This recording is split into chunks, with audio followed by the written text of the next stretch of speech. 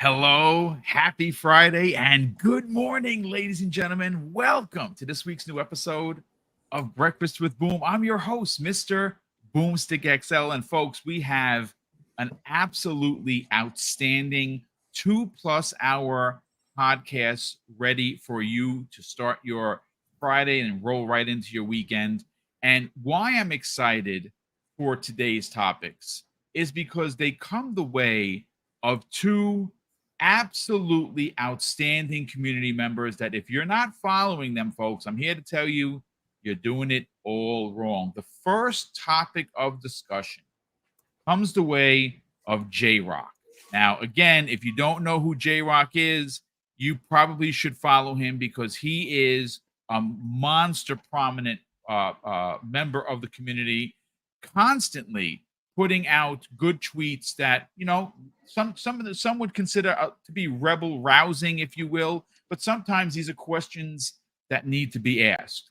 And the topic that we're going to cover is, well, what is Sony's roadmap for the remainder of 2023 and all the way through 2024? And quite frankly, it's very bleak. Outside of Spider-Man 2, which is going to be amazing, no pun intended. Let's not get it twisted. Spider-Man 2, one of my most anticipated games of 2023. I'm a huge Spider-Man stan. I'm a huge Marvel stan. I make no apologies for that. I'm super stoked. I am getting the most expensive deluxe edition as I do, and I have the controller ordered. I have the plates ordered. Folks, I'm in the bag for Spider-Man 2. But that does not excuse Sony's very poor showing during E3 time. They showed us a bunch of gas games. They have no information on the Last of Us Factions 2 that was promised years ago, right? That's apparently been canceled because it was so bad. And as regards for first party, well, we just don't know because Wolverine is not coming out until 2025, maybe even 2026. So what's going on with PlayStation? We're going to be asking some big questions. But the second topic, folks, comes to someone that has exploded on the scene. The Black Viking. I've DM'd, me and him have been DMing each other back and forth. What a really nice dude. He brings up the question of who has more mind share and who will continue to drive that mind share home, Spider-Man 2 or Starfield.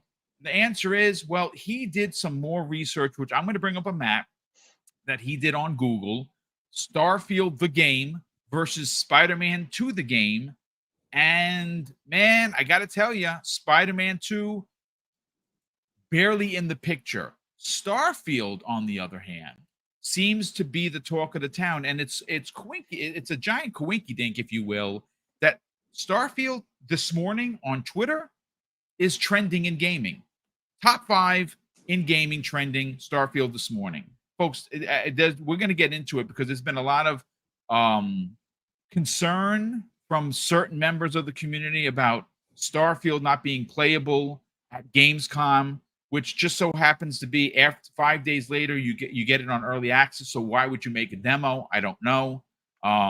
We also going to have the fact that there are some people concerned trolling for Starfield and its lack of demo being the game's in trouble, or that something like Baldur's Gate 3, which rocketed on PC to 200K concurrent players, that somehow is going to snatch away or envelop the Starfield release, which of course they're both releasing the same day. Starfield exclusive to Xbox and PC. The PC version of Baldur's Gate 3 already out. Great success for that studio. Do not make any mistakes. It's sold and people are playing it, but it's launching on the PlayStation 5 the same day as Starfield. Folks, I'm here to tell you, and I will say this, and I will dig my heels in the sand here. Do you know what PlayStation players are going to be playing the day that these two games come out? Well, I can tell you that it's not going to be Baldur's Gate 3. One, it's a very niche, very dedicated D&D type of game, which is not the type of gamer that PlayStation gamers are. That's number one. You're going to get a subset that are going to enjoy it, sure. But you know what they're going to be playing? They're going to be hiding in their closets with their 4080s and their 4090s and their $5,000 rigs, or they're going to have their receipts tucked away so none of their friends could see them, that they went out and bought an Xbox Series X, and they're going to be playing Starfield. That's right. Not only Xbox gamers are going to be playing Starfield on September 1st, PlayStation 5 gamers are going to be playing Starfield, or they're going to be watching other people play Starfield on Twitch or on YouTube, whatever. But they're going to be watching Starfield. And if you haven't purchased an Xbox Series X, well, there are plenty in stock where you can be a part of the big party. But let's get into the introductions, folks. Sorry for the scandal, but listen, sometimes you got to have a forked tongue, and today I certainly do. Good morning, Silent Cypher. What's going on, brother? Best voice in the business. How you feeling? Boom, you were too kind. Thank you for having me again. It's great to be here with you guys. Man, it's been quite a week. I feel like recently it just keeps on popping off. The stuff with Final Fantasy last week, like it keeps moving. But super excited to be here. Yeah, let's get into it. Yeah, it's going to be a fun conversation, and welcoming back someone that is no stranger to Double Barrel Gaming, C Money. What's going on, brother? How you feeling? Hey, what is up, Boom? What's up, panel? Listen, I'm so pumped. There's so much spiciness that's out there right now that I can't wait to just dive into, because it's wild, the stuff that people are putting out there and yeah, crying about. It's crazy insane that there are a subset, and again, this is where if your hype level for Starfield wasn't already at like 11, I'm gonna play a clip from XCast where Paris Lilly, great friend of this community, had some pretty interesting things to say regarding who he anonymously talked to about Starfield. We're going to play that clip in a moment, but let's continue with the introductions. Welcoming back someone that is, again, no stranger, but had to take some time off because he was doing some other cons. His YouTube channel has exploded on the scene with views and subs. Dreadpool, what's going on, brother? How you feeling? Welcome back. Good morning, everyone. I am so excited to be back. I miss you all. Yeah, you guys don't realize how much I missed you guys. And I tell you what, working these cons, I'm exhausted. I've been working like 3 weeks straight, and I got CGX that I'm going to as soon as we're done here to meet up with Lord Cognito, Back from the Dead, and a whole bunch of other people there. Thai guy Travis, I believe, is going to be there. So it's nice. Thai guy's he's a good dude. I met him last year. I nice met guy. Very nice guy. Like I said, I met a whole bunch of people that were really cool last year. So I plan on going back again. Like I said, after we get done here. But yeah, this past month, I finally hit over 1,600. I'm ecstatic. You're talking about over 300 subs in a matter of a few weeks. That is, for me, that is unbelievable. I have in the last 28 days, I'm looking at it right now, 204,200 plus views. That's great. That's fantastic. Mind blowing for someone with such a small channel. So, and it's all because of you guys watching here. All the, just everything, you guys here on the panel, you guys in the chat. I'm flabbergasted. I don't know what to say, but good morning. Thanks for everything. I got eggs here for breakfast. Nice. I got some, what is that? Hash browns coming up and very coffee. Nice. So it's not my standard breakfast, I know, because I'm usually at lunchtime, but I only had a couple hours sleep. So that's why I'm rambling right now. But again, thank you all. General conversation with great day. It's fantastic to have you back. And I had 2 slices of toast with scrambled egg, 1 slice of 2% American cheese, and a 16-ounce coffee that I made myself. It was quite delicious. So there you go, brother. But you're working out too, though. You're yes. I need that extra protein. I will have my shake and my apples for lunch after I'm done. I got a lot of running around. I'm hitting it. Yeah. Well, not the gym. It's really the apartment, but that's become my gym.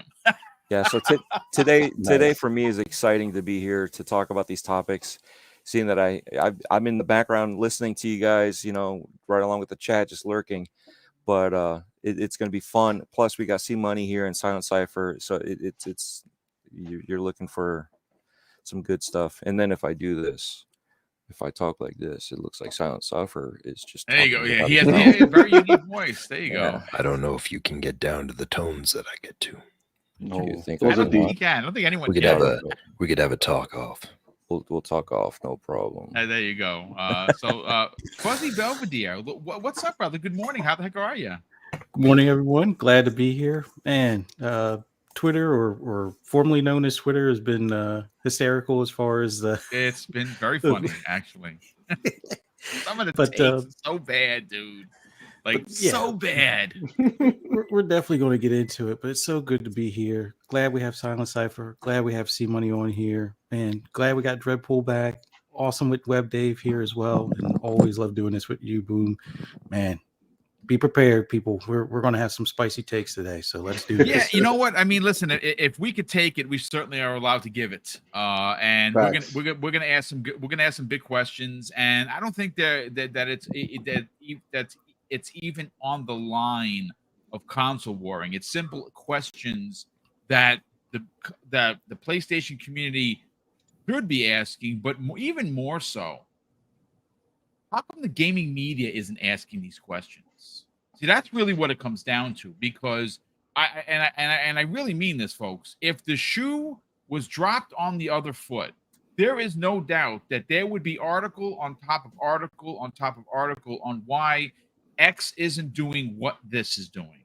And it's not like that. And I understand. I'm not a boob, folks. I understand business. You know, they want to keep their bread buttered. But come on, man, you got to be fair. And if you are a diehard Sony fan, if you're okay with that shit show that they delivered after being absent for 2 years, then you're not a real gamer, bro. Straight up, you're false. But Web Dave, what's going on, brother? Before we start breaking down these topics, how you feeling? Well, you guys know I'm pretty good. I'm pretty good. So pretty excited to be here, and it's gonna be a good show, good day, and Boom, I appreciate you more than you know, and just the one thing I want to say is that this panel is on fire today. This is great topics. Awesome. Sorry if I'm off camera today. That's all I'm right, working brothers. and podcasting at the same time. Shh, don't tell my boss. But Yeah, you we won't say know, anything. but I do want to say this too, that I'm really excited, and I know we're going to talk about it later, but I just want to throw that out there at the beginning, that we have a very special guest on our Saturday show, and that is Mr. BoomStick XL. Is going Saturday to or be Sunday? Sunday. Did I say Saturday? Yes. Sunday. Sorry, Sunday. Mr. BoomStick XL, and we're doing a big giveaway too in honor of Mr. Boom. So there you go. You also have another guest, though, someone that I'm very good friends with, all the way from Chi-Town. That's right. Yeah. Luca will be joining us. And Luca is going to be on as well. So it's going to be spicy. It's going to be blunt. It's going to be fun. Oh, Yes. Lord have mercy. I can hardly wait. Yeah, it's going to be fun, brother. I'm very much looking forward for my debut on the show. But listen, folks, I want to bring up the tweets that really did get a lot of people triggered. Obviously, J-Rock knows how to do that very well. But you know, this is whether this was intended as a poke the bear tweet or was it an actual fan tweet. I'm thinking more so as a PS5 owner. And this is what J-Rock asked, folks. He says, as a PlayStation 5 owner, I'm concerned for the future of PlayStation. Now, whether he's being honest or he's being disingenuous, I know J-Rock, so I'm going to say that he's being honest. And as a PlayStation 5 owner, which means that he spent the money, he invested his personal dollars into this console, into this platform, he has a right to ask this question. As a matter of fact, these questions should have been asked by the media. I would love to see Colin Moriarty and his gang cover this and actually ask these questions, because there's no bigger fans of PlayStation than what Colin does, right? I mean, the only other bigger PlayStation fan that I'm a big fan of myself is Greg Miller. And I'm sure Greg would have no problem asking these questions if he has, and I missed it. Great on Greg for asking the questions.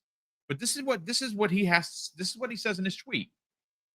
Lackluster showcase confirmed. Check. Skipping Gamescom. Shocked and appalled by this. And the answer is they have nothing to show. That's why they're not going to be at Gamescom. Funny that we bring up not being on Gamescom because some of the really ugly, horrible takes, and we don't mention names here, folks, because I'm not looking to have a pissing match with people. That's not what we do here. We're having a conversation.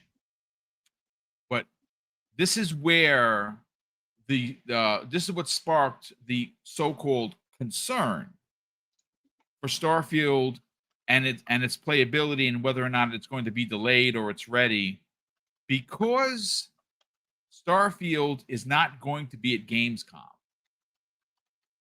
We should be concerned. One game that has a locked-in release date, that had a 45-minute presentation that blew everyone away, right? I know people that have watched it over 50 times. I've watched it over a dozen times myself because every time I watch it, I see something new. So we're concerned there for the one game that's going to be available for all of the world to play through early access on September 1st, which is 5 days later, folks. But there are no concerns and no articles from the gaming media that Sony completely skips the whole thing. Just doesn't even, they take their ball, they walk home, and they don't even bother. But that's not a concern. Ridiculous. No clear roadmap. Because I can tell you this, and again, you can poke at me or point at me and say, "Hey, boom, you're console warring." But am I? Because these are the questions that were asked on Xbox. So I think it's only fair that we come forth and say, "Well, wait a second. If you can ask for Xbox, why can't we ask for Sony? Are they given a pass? Are they just allowed because they're number one and they have incredible first-party games that they could just do whatever they want and we don't ask?" Because there is no clear roadmap. I have no idea what they're going to do. As a matter of fact, outside of Spider-Man this year, they had nothing. Now, if you consider Baldur's Gate, an exclusive, okay, I'll give you that. That is an exclusive that is going to be buried by Starfield. As great as that game is, and it's doing monster numbers on PC, let's be real here, folks. That game is not going to get played the day that Starfield gets played. It's just not. It's just not. He says this year's only major first-party release is just more of the same. Now, I'm going to be honest with you. I'm okay with that. I'm okay with more of the same because, like I said, I'm a big fan of Ted Price and Insomniac. I'm a huge fan of Spider-Man. This game has me incredibly intrigued because it's the Symbionite saga. And I've talked about this. It's more of a personal thing for me. I can't wait to see what they do with the Symbionite suit and how more importantly, how they change the story, because from what we understand, it's not Eddie Brock. And that's kind of weird as an Eddie Brock fan, but we'll let Insomniac tell their story. So he makes a point, but for me, I'm okay with the samey Spider-Man because, like I said, I really, really enjoyed the first two. Gas Games focused future. He's not wrong. That is not a good look for Sony. Certainly not the Sony that the PlayStation fans that are currently rah-rahing for are asking for that kind of content. There's just no way. And what they showed, sorry, folks, it's all garbage. Did anybody here in the chat right now raise your hand? It's going to play the Splatoon bubble ripoff. Come on now, mister. Come on. Let's be for real. Who's going to be surfing around on bubbles, shooting each other with foam stars with for life? soldiers? Boom. Yeah, come on. Let's be real. And for me, and I said this before, and I'll say it again. The biggest disappointment of that show was Jade Raymond's game, because that is a woman that has talent for years. And she has a history of making or being a part of the team making incredibly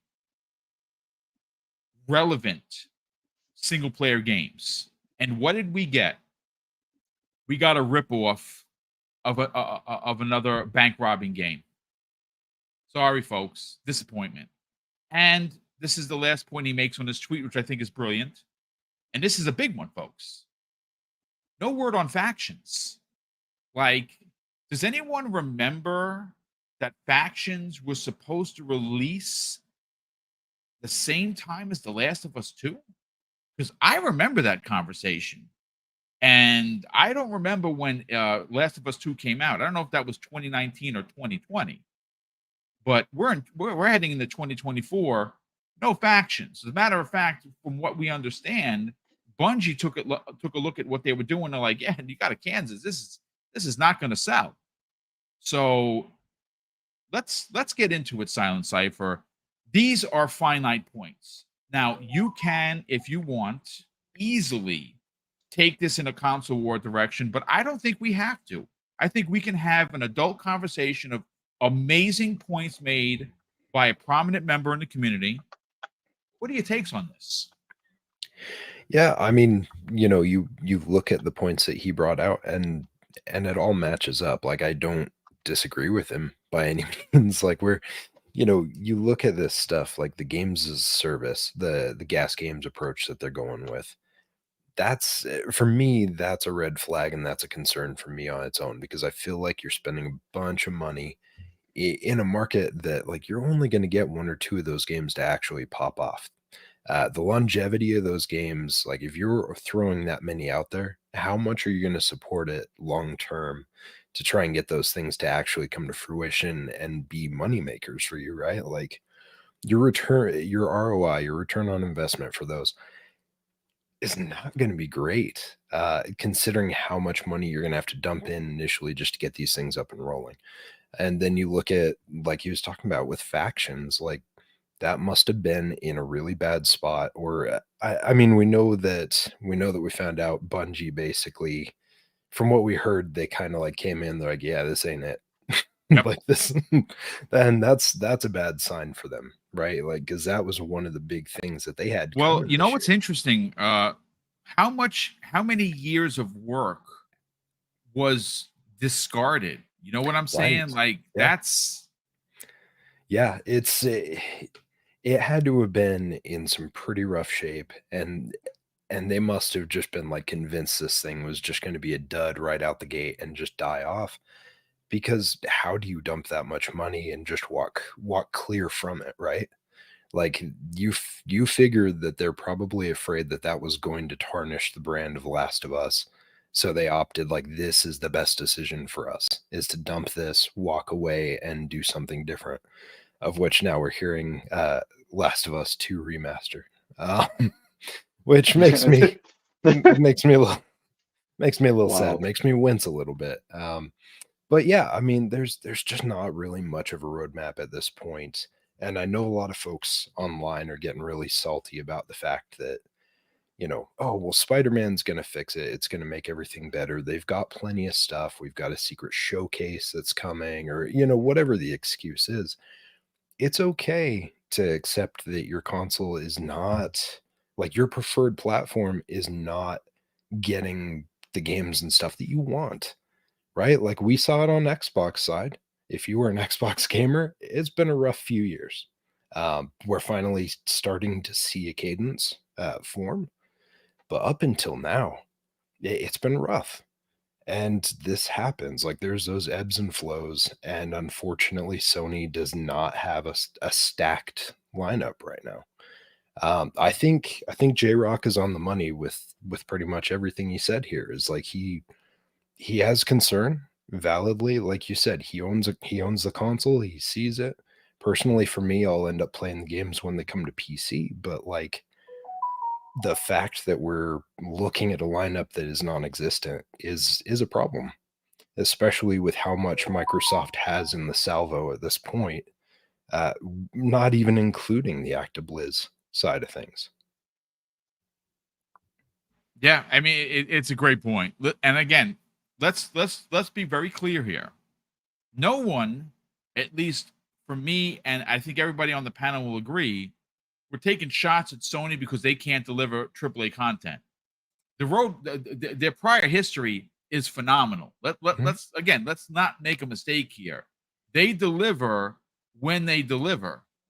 The question and the questions that we're asking that we will get into for the first half of the show is, well, it's okay on what you did, and we appreciate the what you delivered in 2018, 2019, 2020.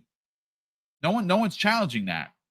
But what is happening before Spider-Man 2? Nothing. What is happening after Spider-Man 2? Well, see, that's the question. We have no idea, because normally, and I think this is where we get into the muddy waters, see money. Sony has zero problem flaunting it. They know they got a big stick, and they're going to drop the meat on the table. There's no doubt about it, right? They're not shy about that. Pause. Someone should have yelled pause. Pause. I don't understand. But honestly, if they would have had the bullets in the chamber, they would have shot or fired the gun. There's just no doubt about it. Let's get your hot take on J-Rock's finite points. Yeah, just like Silent. I mean, when I was listening to it, like it just all makes sense. And obviously, we're a lot of us here are own PlayStations, right? So like we're part of that group, right? We're part of those people who are like, what's coming? Like what's going on? Especially I'd say especially for somebody like me, and I know for you too, Boom, that like my PlayStation is an exclusive box, right? So the only time it activates is when they come out with some new stuff. And like right now, that roadmap, I mean, look, obviously we know that it's coming, right? We know that the games are being made. We know that the studios who dropped all those bangers at the end of PlayStation 4 life cycle and in the beginning of PlayStation 5, they're working on what's next. It's clear that with the amount of time that these games are taking, that they don't have enough studios that make the type of content that we actually want and to have that pipeline for us ready to go. Like that's the hard facts that I think PlayStation fans are they're just realizing right now, that they're going to be in a constant state of like, even when one of these games come out and it's like, all right, well, once those groups come out, then you're back into that same place where there's going to be another big pause because these guys have to make these games, right? It still takes that much time.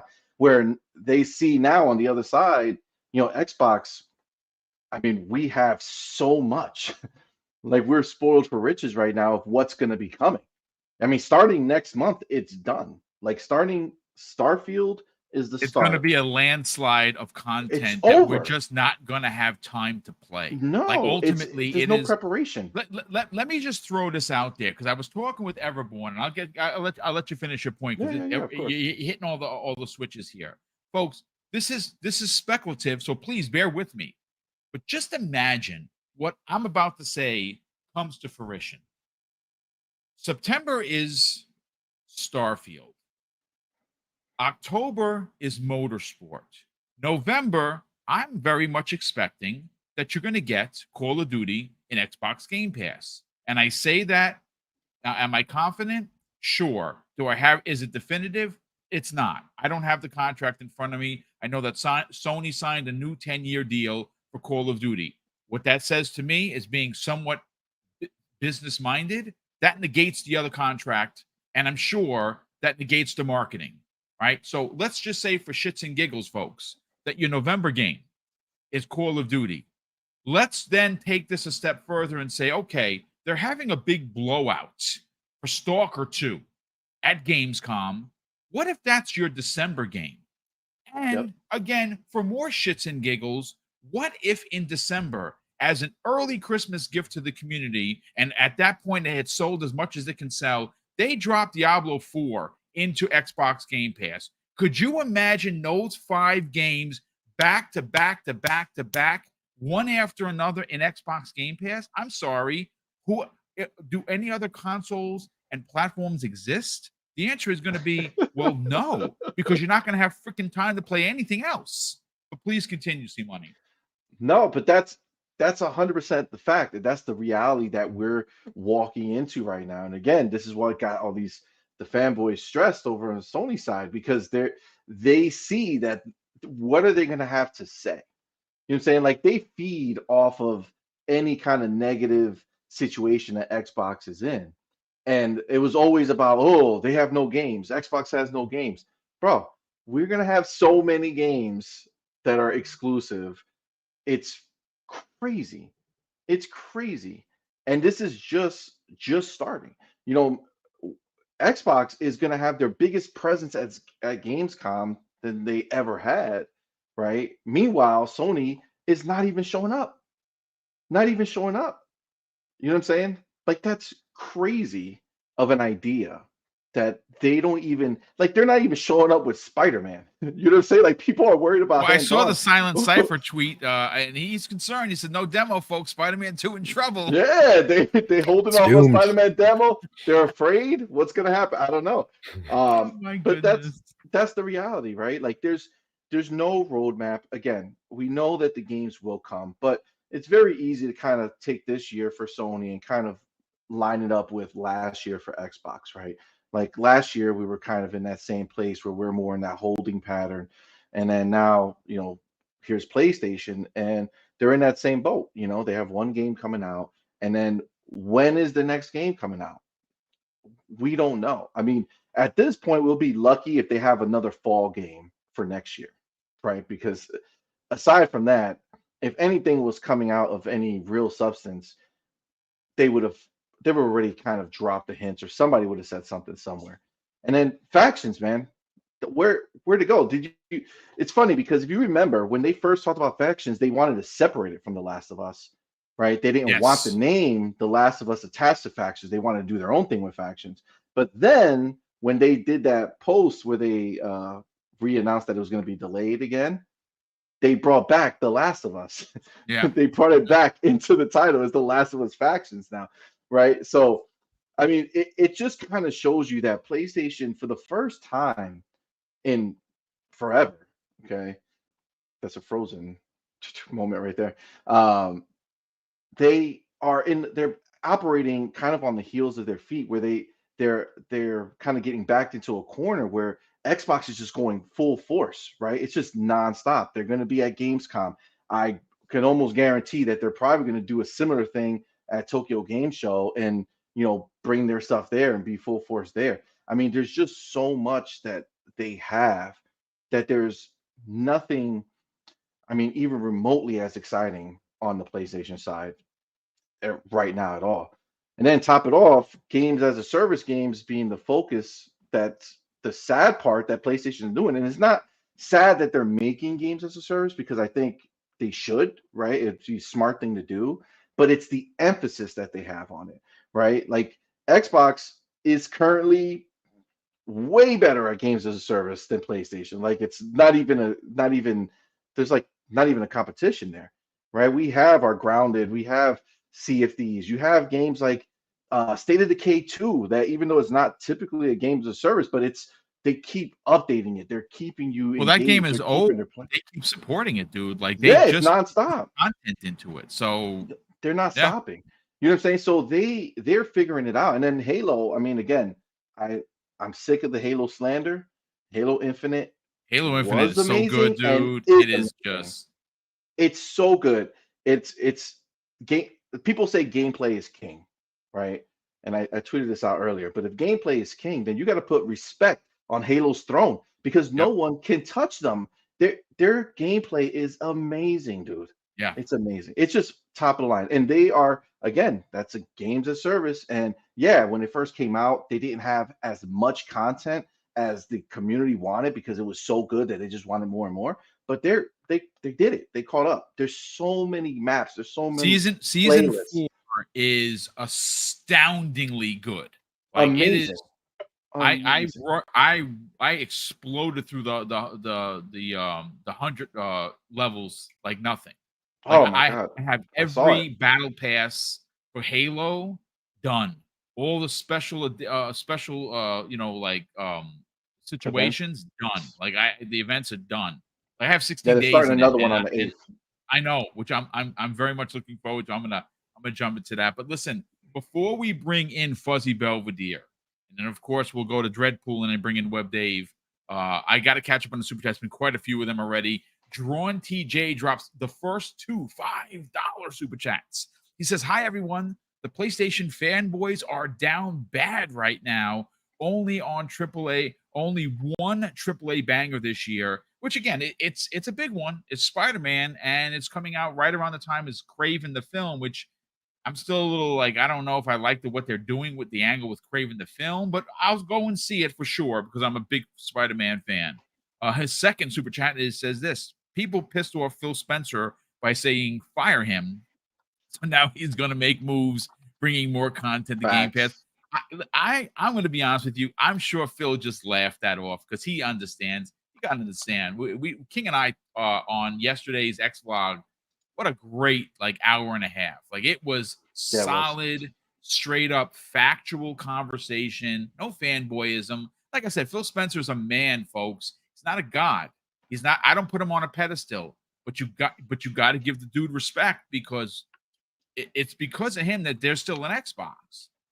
His love for the brand, his thought for the future is what is coming into fruition literally right in front of our eyes. And when people clowned on him about the 3 billion gamers, look who is ultimately going to have the last laugh. Phil Spencer.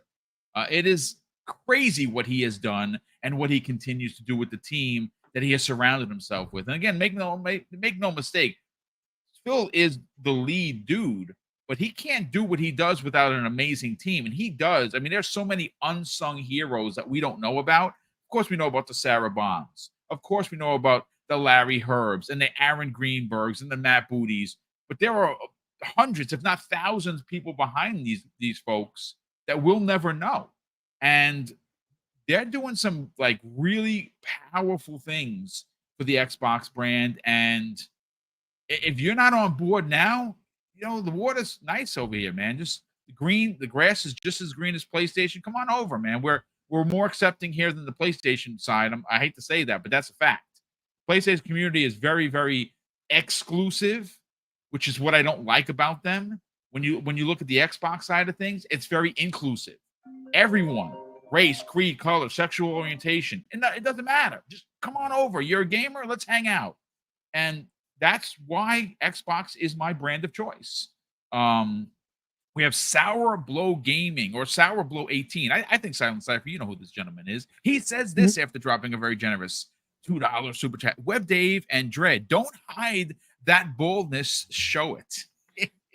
Boldness where though? Pause. Hold on. We have Silky Mikey, or no, I'm sorry, Silly Mikey. Where was my head? I don't know. Silly Mikey, what's up, brother? He dropped a very generous $14 super chat and says, having a demo build at Gamescom requires them to actually build it. That takes resources off of the main game to put that in a demo of a game that comes out a week later. It's not worth the effort. I mean, perfectly said, beautifully said. Gamescom happens 5 days later. We could play Starfield. Why would they waste the time and more importantly, the management and money? That's just dumb. Also, the history. They've never released anything before that. There you go. Yeah. All the games that were releasing right after have never had anything before that. So again, more fuel to the fire, Dread. Thank you so much for that. Fanto Sir drops a very generous £2 super chat and says, "Boom, foam star tattoo confirmed. Love the panel." Yeah, I'm gonna get it right on my right arm. I'm gonna cover my old tattoo with a foam stars because it's colorful and it's a Splatoon ripoff, and I need that in my life. Dreadful Sean drops a very generous $5 super chat and says, "What Bungie approved for factions will get added onto the Last of Us 2 remaster?" I mean, potentially, but I don't. They from what we again, we're only going based on what's been reported. Bungie said this was a no-go and it was scrapped. So whatever they were working on for how many years that was, whether that's 1 year, 2 year, 3 years, I don't know. It was scrapped and they got to start from the beginning. Are they going to use assets? I'm sure. But that puts Last of Us Factions, at least in my, and I'm not a designer, folks, so I could be wrong, 2 to 3 years out, at least. Well, think about it this way also, right? Like the idea of them putting it into the Last of Us 2 remaster, this this would be a really bad marketing time for them, because 100%. they've literally come out and they've said, no, this thing's going to be separate from Last of Us. It's got to have its own thing. It's too big to attach on to Last of Us. We need to charge you a full $70 for this experience. They meant to say it's too big to make. It's too big to make. But so the idea that like they'd throw that onto the remaster for number 2 later on, man, the optics of that would just be it would be awful. But you know what's even worse? If they charge $70 for this thing. Because if you're getting into games as a service, there is, listen, understand, Factions 1 is revered as one of the best PlayStation online experiences from since SOCOM on the PlayStation 2 days. That's how revered and that's how much fandom there is around Factions. It is, and I didn't play it. That's just not my bag, and that's fine. But I give respect to Factions 1, which did a lot of really great things, and it had a lot of people very excited for a Factions 2. The mere fact that they can't get this right, they can't, and there's a potential to, again, this is just subjective. If they add factions at like a half-baked attempt to coincide with a remake again, it's ugly. It's just, and you know something, if you are a diehard PlayStation fan, don't you dare give Sony your money. Shame on you if you do, because you're just saying, yeah, it's okay, I'll just keep taking these remakes, it's fine. It's ridiculous at this point. Stop doing with the remakes. It's enough. But we also have Drawn TJ drops an additional $1 super chat and says, Xbox has 5 first-party games this year. Sony has 1. Next year, Xbox has already 3 confirmed. Sony none. Yeah, it's insane. It's not looking good, man. It's just not looking good. I mean, like I said, could there be 2 games coming out for them, which is what they said they were going to do? These big AAA games are going to be 2 a year. Potentially, sure. I would imagine they got to have something in the chamber. But what if they don't? That's the question. What if they don't? Maxi Coleman drops a very generous $5 super chat and says, we are more inclusive. We welcome new players. We are Xbox. That is very, very true. Powerful statement right there, Maxi. And Fonz Hudgens drops a very generous $2 super chat and says, ponies in the chat copping. Listen, it's fine. We welcome everybody here. As long as you're polite and you're not a rude POS, we don't ban you. But make no mistake, I don't get it. I try to read the chat, and sometimes I miss things because I'm welcoming people in. But there are modders, specifically Lilo Papa, who is the modder of the world, of the universe, and he doesn't take any shit. So if you're a jerk, he will ban you, and he has full authority to do it. But Fuzzy, I've talked enough. Let's get your hot take on this list, or these finite points from J-Rock that I think are really fair. Yeah. Well, I think the biggest thing, as far as like when they came to that showcase, everybody was expecting Sony to come out swinging after being absent for 2 years as far as the showcase is concerned. Now, the showcase wasn't bad as a showcase of games per se, but as a PlayStation showcase, yeah, it was definitely underwhelming. And I kind of knew this would be the case, considering PlayStation gamers seem to be more towards like a single player experience as opposed to a multiplayer experience. So we heard about the 10 to 12 games as a service, and it was just a matter of time before, there was going to be an uproar about it. But with Sony not really reading the room, people have been asking for remakes of like Twisted Metal or remakes of Resistance or Sly Cooper or any of their older IPs that are more than like 5 years old. And they keep on doing these remakes of stuff that's less than 5 years or came out new less than 5 years ago or was remastered on the previous gen when it came out the gen before that. So there's so many things. Like me as a PlayStation 5 owner, I'm waiting for Gran Turismo to come to PC because they're going to need to have ray tracing on track here soon, considering Forza is going to pull it off in a matter of 2 months. So I think there's a lot of easy W's that PlayStation could get, but it just seems like they're not interested. They're going to come out with this Project Q, which, considering it's tethered inside your house, which is a very niche, or not niche, but like a small case usefulness, they're going to push that instead. So it's like I'm not worried about them just yet, because they are showing some signs of I guess slowing down to some extent as far as when it comes to the stuff that interests me. But the big thing now is when we hit next year, like said some of the people in the chat and from the super chats, there's already 3 Xbox games that have been announced for next year that are on the probably first half of the year next year. And we'll hear more when the showcase for Xbox comes out, in June of next year. And there'll probably be 3 more that'll be for the second half. So it seems like PlayStation should be talking about Ghost of Tsushima 2. Yes. I would like to hear about it, or at least know, is it going to be 20? Oh, I doubt it's 2024 at this point, but is it going to be 2025, 2026?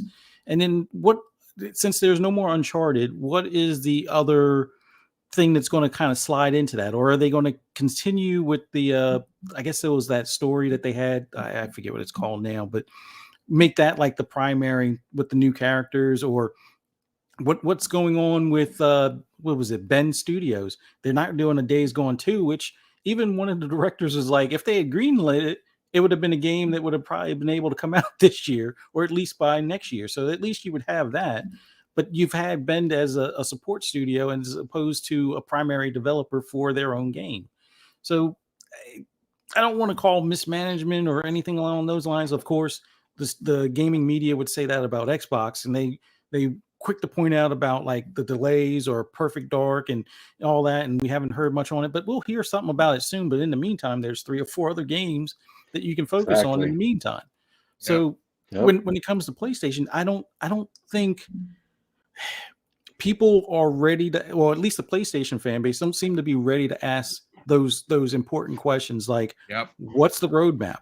Okay, we understand the games as a service is part of the roadmap, but what is Ben Studios doing? What is Sony Santa Monica doing?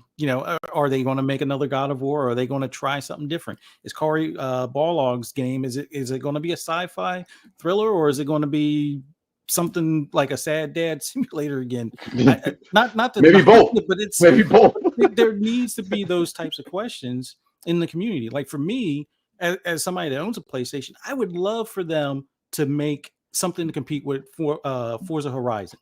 Like they had a team that they unfortunately closed that did Drive Club. Now, Drive Club, it was their first attempt at online gaming, and they kind of stumbled a bit, but it was a decent game.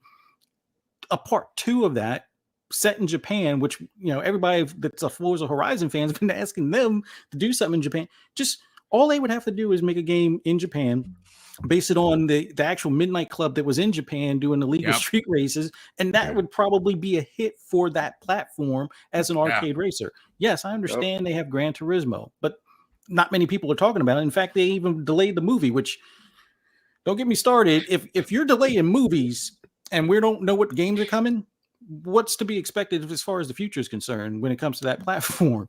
But I don't know.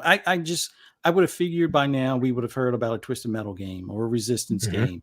I'm pretty sure next year will probably be the cheering of what do you call it? Sunset Overdrive 2, because nobody on the PlayStation side really cared about that game when it was just on Xbox. Yeah. But now they'll have a Sunset Overdrive 2, and it's like, oh, it's the greatest thing since sliced bread. But then again, Insomniac carrying the platform, and it's not that that's a bad thing, but it just seems like nobody's asking what the other studios are doing. We know what Insomniac's doing; they're killing it. But what's everybody else doing? They're carrying PlayStation. There's no doubt about it. I mean, obviously they have Spider-Man 2, which is coming out, which looks amazing. Yeah, Wolverine, listen, is going to be amazing. They have rumored to be working on a third Marvel IP. That's the rumor. And we don't know what that's going to be. Supposedly that is multiplayer based, so maybe it's an MMO type of situation. So, but make no mistake, Insomniac Games and Ted Price and the team, they're carrying Sony right now. Yeah. And that's where people should be questioning, like what's everybody else doing? Like they acquired these new studios, and yeah, I understand. Returnal was released a couple of years ago. Are they working on something new?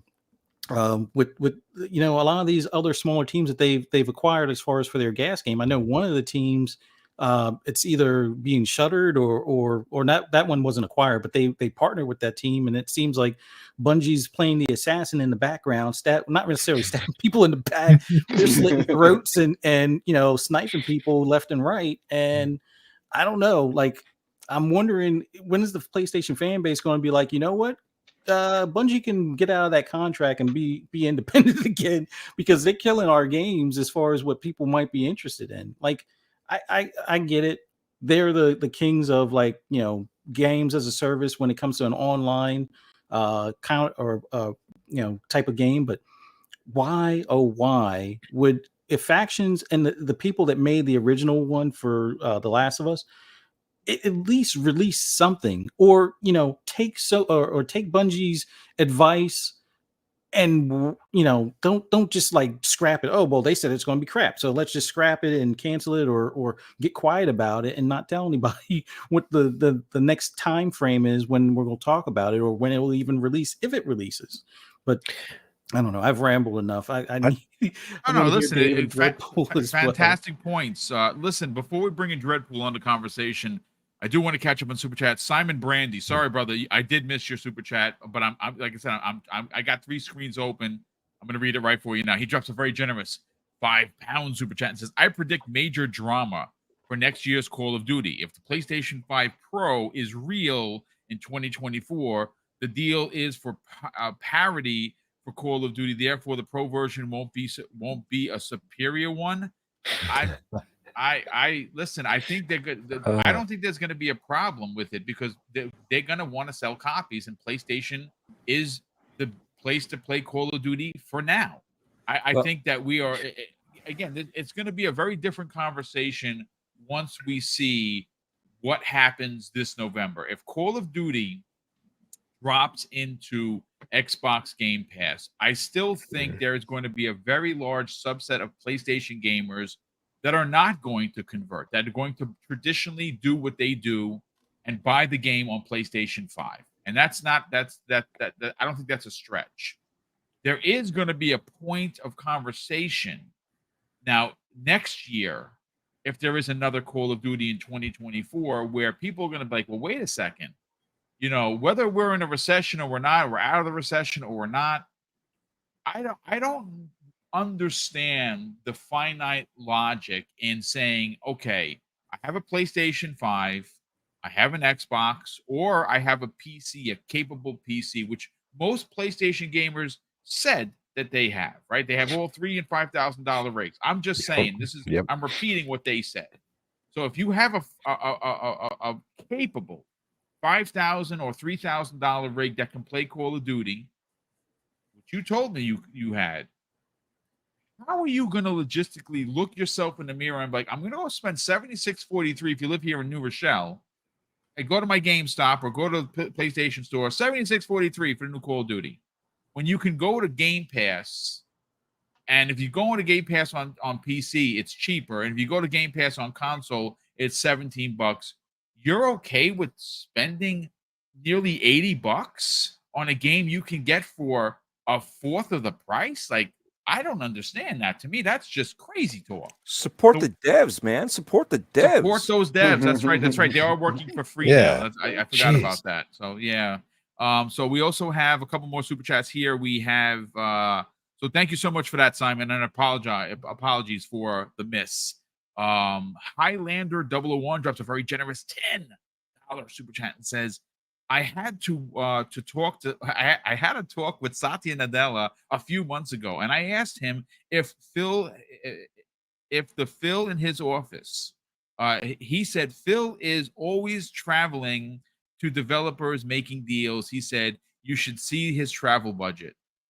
I mean, if that's true, good on you for speaking to Satya Nadella. But I mean, yeah, Phil's been here, there, and everywhere, and it's not just him. Sarah Bond's doing a lot of trips. She's making a lot of deals. I mean, you know, and she's taking a lot of pictures specifically in front of that Sega building. I'm just saying that there's some where there's smoke, there's fire. How many years But ago did I call that one? Yes, you did. I will end it there. Spectrum Blast Gaming. Hey, well, that's a new name that I have not seen. Welcome to the program, and thank you for the very generous $10 super chat. And says this, to be honest, I feel that this generation of systems kind of have been more of a test run than anything with all of the stuff going on. It's why I haven't personally bought a PlayStation 5 or a Series system yet. I mean, listen, that's perfectly fair. I mean, I don't know. A test would be if we were getting we're getting a PlayStation 5 Pro. I don't know if that's how that's gonna sit right with I don't know. I mean, it is on course from PlayStation 4 to PlayStation 4 Pro. So the years are there. I don't know if we get a mid-gen for Xbox. I don't think we need it because the Xbox Series X has not been yet pushed to its limits. So I don't know if we need it, to be honest with you. But I think there was a lot of expectation they were going to be much farther along at this point in time. I agree. It's at the third year for sure. Yeah, because you look at everything we dealt with over the last 3 years, and whether people like to accept it as a reason or excuse or not, like things got halted, production got halted. There were a lot of things that happened that stopped the process and kind of put just like a giant timeout on the process. So yeah, no, it's very true. A lot of people discount that, but you know, that's something that actually happened. Lieutenant Hulk drops a very generous $5 super chat and says, "Sup guys, what's your thoughts on the banning exploit? Xbox gamers have been getting permabanned these last few days. I saw a couple last week. I didn't see any this week. Microsoft just said that was not like there people are saying that there's like this third-party app or something that people can use to exploit and ban other people. But Microsoft said that they came out and said there's no I missed that, brother. So thank you so much for the clarification, because I didn't even see that. So there you go, Lieutenant Hulk, all squared away, brother. Thank you so much for the generosity. We have a member chat, Mr. Joanna Dark, very good friend of this community, great friend of this podcast. He says, hello to Boom and the entire panel. When Sony is selling like hotcakes, they are taking a page from Nintendo and announcing stuff when needed. And that's obviously, there's no doubt about it. I mean, people, when they had the Year of Dreams in 2016, they sold 50 times more they were selling PlayStation 4s because they sold these games. So look at what's coming out. And everyone freaked out. And that was great business for Sony. Sony's marketing is top notch. Let's not make a mistake here. They went back to like the PlayStation. Like I don't like cocky PlayStation. That's my problem with them. That's why I never ever will go. So you like the Sean Layden. Sean Layden PlayStation that's my favorite PlayStation version. Era. Yeah, absolutely. The literally everything before and now everything after, they're back to the same thing. As soon as Sony thinks that they're the crap, like they're the top of the pot, they don't care, right? Like the fact that we don't know anything is because PlayStation doesn't care whether we know or not. Like they don't care that their fans don't know what's going on, because they know that no matter what they do, when they decide to drop a trailer or they decide to do it, the fans are going to come, screaming their names and worshiping the prophet that is Sony, right? Like it just annoys me that they don't care. And we were talking about how PlayStation is like an exclusive situation, right? Like how the players are not as welcoming, right? But they just follow the leadership, right? Because you don't ever see their leadership out here talking to the fans. You don't No, ever. they do not. They talk to exclusively to like reporters, right? That's the only people that they will That's talk their to. thing. Yeah, they deal strictly never with the do it. media. Well, the reason why they Crazy. talk strictly to the media, see money, is because they have control Yep, of the media. exactly. You know, And if you and if you think otherwise, then you are sadly mistaken. Yeah, Because they're listen, fake, man. the media sites don't move against Sony because they are afraid, and that's going to change. that As is soon as Microsoft starts hitting on all switches with these first party games, and it's one banger after another, and Sony is going to fall Facts. deeper into the conversation, you're going to Facts, man. see that people are going to be less and less inclined to deal with PlayStation. Sure, they will, of course, deal with them because PlayStation is a major player, but Yep. they're afraid. They own the media. Sorry. that is funny that you brought up how the fan base are following the executives, because with Sean Layden, as we all said, everybody, yeah, there was the razzing between each other, but it was more welcoming back then. You know what I mean? And now they're following the guy that's flip flopping. No one plays old games. No one does this. No one does Yep. that. And they're doing the same thing. They're literally following the lies. They're imitating the whole. It's amazing to see the connection. Speaking there. of Sean Layden, did anyone know or see the news feed that he got hired by Tencent? Yes. Yeah, that was, He took an executive position at Tencent. That's because they're going to make some big power moves themselves. That's why they started investing again. 1,000%. 1,000%. Drawn Absolutely. TJ drops an additional very generous $10 super chat and says Rockstar needs to put out a new Midnight Club. I'm definitely never getting a PlayStation. They overcharge their fans with cloud saves, no day and date for games in their service. It's crazy. Yeah, that's the only reason why I pay for a service is because of cloud storage, which they charge for, which sucks. Simon Brandy drops an additional £2 super chat and says the Xbox 360 made Call of Duty popular, and now it's coming home. Indeed, it is. Dreadpool, let's get your take on these finite points from J-Rock regarding the shortcomings of PlayStation and why the media is not putting them on blast for it. Well, let's see. What have I said before many times? What's good for the goose is good for the gander, right? That's an old saying from way back when. I remember it, from being a kid, hearing that, and it still applies here too. Yet again, we've been asking for roadmaps from Xbox, and they've been really bad at giving us a proper roadmap because they've changed it, and when they didn't change it to update it, they fell flat, and they didn't have anything. This and that, however many excuses you want to go, that was there. Xbox just wasn't doing it, and even to today, I'm fine with not knowing as much of the roadmap. Just give me a shorter roadmap than a longer one. I don't mind if you give me a longer roadmap in a,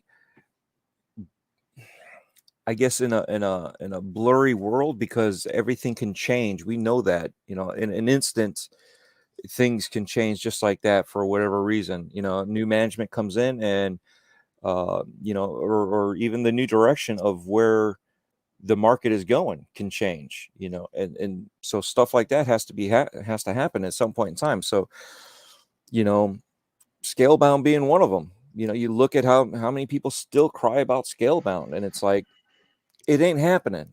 Give up on it. But this is something that needs to also be reflected on and asked upon Sony and PlayStation. What's going on? Where are we at? When you only know one game coming up and it was pushed back and now it's pushed forward, and it's like, well, what's going on? So obviously they're playing a game here, but what else is there? No one wants a phone party.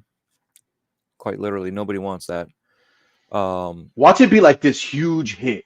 You know what I'm saying? Like, watch some random shit where it just comes out and then it's like blows up. That would be hilarious. That's what they said about that skating demolition game that they were, skating in the cars, whatever that was. That's how bad. I don't even remember what it was. I've just blown it off. It's like, I know the visual, but whatever the name is, it was like the next biggest thing, and it died. just like that, you know. So Mhm. I have no idea what the gamers are on that, but whatever. It's just nobody's talking about it. Nobody's still bragging about it, you know. And you've got other stuff out there and much better quality, obviously. You know, it looked good, but that's about it. So, but you know, and then you look at this, you know, Xbox is going in, and yes, marketing's not there, but guess what? They're going to Gamescom. There's going to be some sort of marketing, regardless. When you're announcing you're going to Gamescom, you got something to show. There's money being spent there, so that in general is marketing. So when you see them at the event, there's money being pushed out there for marketing, and you got to remember there is no open check. You know, you can't just have a blank check to go out there and here we go. Here, you know, here's this free thing, whatever. There's certain limitations that they can do. So we don't know what those limitations are on the checks that are allowed for Gamescom or allowed for Starfield or allowed for any of this. Yeah, we're advertising on the PlayStation side Spider-Man, but where's that demo? Oh wait, good for the goose, good for the gander, right? You know, and everybody's talking about how, you know, my PlayStation. I play it for exclusives, right? I play my multi whatever platform games on my PC. Well, guess what? My PlayStation is also a trailer queen, right? I only play right now a limited selection of exclusive PlayStation games. But the problem is, at this rate, it's going to become a trailer park queen. It ain't gonna, you know what I mean? Nothing's going to be happening there. No one, but that's what we want. We need to ask more from PlayStation, like we did for Xbox. You know, not to be bad or toxic, but we need to ask these simple things. And what J Rock has put out there is part of the thing. You know, we already talked about it with games as a service. Any technology that could be good could be manipulated for bad. We already know that. You look at crypto, you look at this, you look at that. All this stuff happens. Somebody evil will go in there and change it up.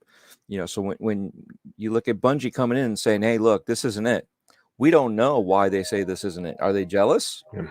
Are they, you know what I mean? There's so many factions. When you look, oh, speaking of factions, but there's so many factions of people in their ideas on what is a good games as a service game. You look at Halo, right? What happened? It died from the beginning. The game was great. The gameplay was awesome. It died from the beginning. Look at Sea of Thieves. It was dead on arrival. Wait a second. Where are they at now? Yeah. Okay. Same thing can happen here with Sony. They don't have enough experience, obviously, or the longevity with games as a service. So we are going to see all this negativity with a lot of these games because nobody knows what they can do or will do. And will they stick it out or will they just cancel it out? And then we'll have, I don't know, a certain game that will be listed as coming soon or forever or pushed back or whatever. Now we're going to attach it to another to the same game again, but it's a remake. You know, whatever excuse you want to put out there. There's so much of that that's going to happen, but you can't predict that. And that's the thing is they need to figure out where the focus is, and if Bungie is trying to truly help, you know, because I may be trying to truly help, but at the same time I may be sabotaging a little bit because I am more of I don't know, preference of my game Yeah. over somebody else's game, and I'm, you know, maybe that game does not benefit from the benefits that my game has, you know. So me pushing that onto somebody else's game, somebody else's ideas alters that game, and now it kills it. So there's so many different facets when you look at this that you can't just say, oh, this, you know, Bungie's this way, or, you know, this is the reason why these games suck. We don't know, and that's the problem. There's so much uncertainty when it comes to games as a service, just in general. So hopefully they figure this out and they stick to the games. They stick to it and keep on improving it as Xbox has done with their games as a service. Halo, Sea of Thieves. I mean, do I need to keep going? Grounded is another Right. perfect example of And that. that one there was Yeah. great from the beginning, and that was a preview, right? Mhm. Preview game, yeah. Preview. Up until just last year, I think. That was a game Yep. that everybody made Yeah. fun of, Yeah. and now Mm. who has And the it was last laugh? Huh? in preview was still some of the biggest numbers. You know, so when you look at it like that, it's like, there you go. There's a lot of this stuff there that can be good, even though most people don't consider it that way. They don't think about it because they're too busy looking at GAAS. Oh my God, games as a service. Oh no, this is bad. That they forgot that some of these games are literally games as a service. I still have issues with a single player game being online. What happens when I can't get online? Or if I want to go to another Xbox, I'm screwed. That's, and that's a problem. We don't need, and this is truly the stuff that we need to complain about. And this is stuff like this that we need to bring over to not only to the Xbox side, to the PlayStation side. We need to have everything in order, in line. Give us the proper information. Don't give us too much, but give us enough information. Yep. Right. And that's the whole thing. And yet again, factions. I mean, come on now. The game's too big to even be made. It's like the next Great White Hope. Well, I mean, listen, it'll be here when it's ready. Obviously, they're gonna have the guidance of Bungie, so whatever they're gonna be working on it's probably gonna be good. I'm sure Factions 2 is going to be, or at least hopefully, it's going to be as fun as Faction 1 was for everyone. Like I said, I'm not a Factions 1 player, but I know that Faction 1 is legendary for its multiplayer. It's probably one. I mean, like I said, look at Factions 1. The last time they had that kind of fervor for an online game was probably like SOCOM, like on the PlayStation 2. SOCOM. Like SOCOM is dope, and I the fact need that that. that's not in, and again, we don't know. I'm only because I like I said, Sony is a flaunter, so if they have it, they're going to show it. The fact that we don't have any information on SOCOM coming back in a big way is crazy to me. How Like about that is a big So stupid. IP. the one that I keep calling for? Siphon Filter. Bring, stuff I mean, like I know it's not as Siphon big Filter as needs to come SOCOM. back It's a in a totally big way for different game. single player. If they could do what they normally do with single player, which we know that they can do, and they bring back Siphon Filter, forget about it. We haven't had a new Splinter Cell in over a decade. Like, right? It skipped an entire generation. It's Yeah, crazy. Which just blows my mind because come on, Splinter Cell was amazing. Again, I don't Siphon Filter is a understand. powerful IP. And I think that's partially why the reason is they're scared to touch it, because no matter what they do, the hype over it is so big that we will never ever meet the expectations of everybody. So I think that's why they're afraid that it'll flop if they touch it again, because it's been too long. They need to get to a point where most of us have forgotten about it and given up on it to start working on it, so that way the hype level is not as big before it drops. I mean, to be fair, there's like multiple generations of people at this point who have no idea what Siphon Yeah. Filter even But is. that's You know I'm what talking about saying? Splinter Cell, but Siphon Oh, Filter, Splinter yes, Cell's yeah. they're afraid to touch Splinter Cell right now. And that Oh, was Splinter that Cell. actually It's such brought an up. easy formula, though. Like, just It really make is. some It- spy shit, and we'll all be happy. I mean, One of- there's the game was playable to some extent in 2018. I think Randolph Thor had said, yeah, he talked to someone that actually played the game, and then they canned it. So, Yeah, I don't know. one of the directors had mentioned that in one of the interviews that they're scared to touch it. That's crazy to me. I don't think they're doing themselves any service No. holding off, though, because the thing is I know what you're saying. Like, obviously, the farther we get away from that main content, the more people are going to kind of forget about it. They're not going to realize what it is. But I don't think this one goes out of that zeitgeist that fast, because No. it's in kind of a niche like It's group of genre anyways. It's a stealth game, which there aren't a ton of anyways. So like it's a it's one of the legendary ones game. everyone falls back on when They could have when they talk easily about it. the easy answer Agreed. here, folks, is what they could have done before we move on to Web Dave, because I want to get his hot take, and we got to start talking about the current Starfield versus Spider-Man 2 scenario that has been brought up by the community, which is why we're gonna talk about it. They could have taken the exact formula that Capcom did with Resident Evil 2, a legendary, absolutely legendary IP from the PlayStation 1 days. 98 Resident Evil, my favorite game of all time, and they made this masterclass achievement in 2019. They could have taken the original Splinter Cell and remade it in that form and fashion. And if they would have done that, that could have been a stopgap for at least to give the players who are looking, like myself, who are looking forward to a Splinter Cell, give them enough breathing room to figure out what they're going to do moving forward. Do we just keep the formula the same? Do we bring back Spies versus Mercs? Do we try to sell it off as a gas game? Because Spies versus Mercs is freaking dope. I played that. That was phenomenal. That would be a great gas game. Even though I don't need to sell the brand for them, that would make them a lot of money. But they didn't bring it back. But Dave, before we come to you, my brother, Jay Slay in the chat drops a very generous $5 super chat and says, Boom, thoughts on Dustin Furman calling Phil Spencer a liar? Not sure if you guys covered this. Great show. Look, here's the thing. I don't know Dustin, but I do know that he does have some really, really bad takes. Bad takes. This was bad a really bad word. take. This was Bad just another in the long line of bad takes. And again, it's coming from a very popular PlayStation podcast run by Colin. And listen, it's his opinion. If he feels Phil Spencer lied to him, okay. I find it baseless, it's disingenuous, groundless. If you want my honest opinion, but again, he's entitled to his opinion. I mostly disagree with him, which is why I don't support that show anymore. I don't hate watch things. I watch things that I enjoy. I don't enjoy watching Last Stand. Colin's podcast. Sacred Symbols. I used to be a big fan. Not anymore. He's gotten very, very. I don't even know whether you call him left wing, right wing, middle wing. He's just incendiary in general. That I agree.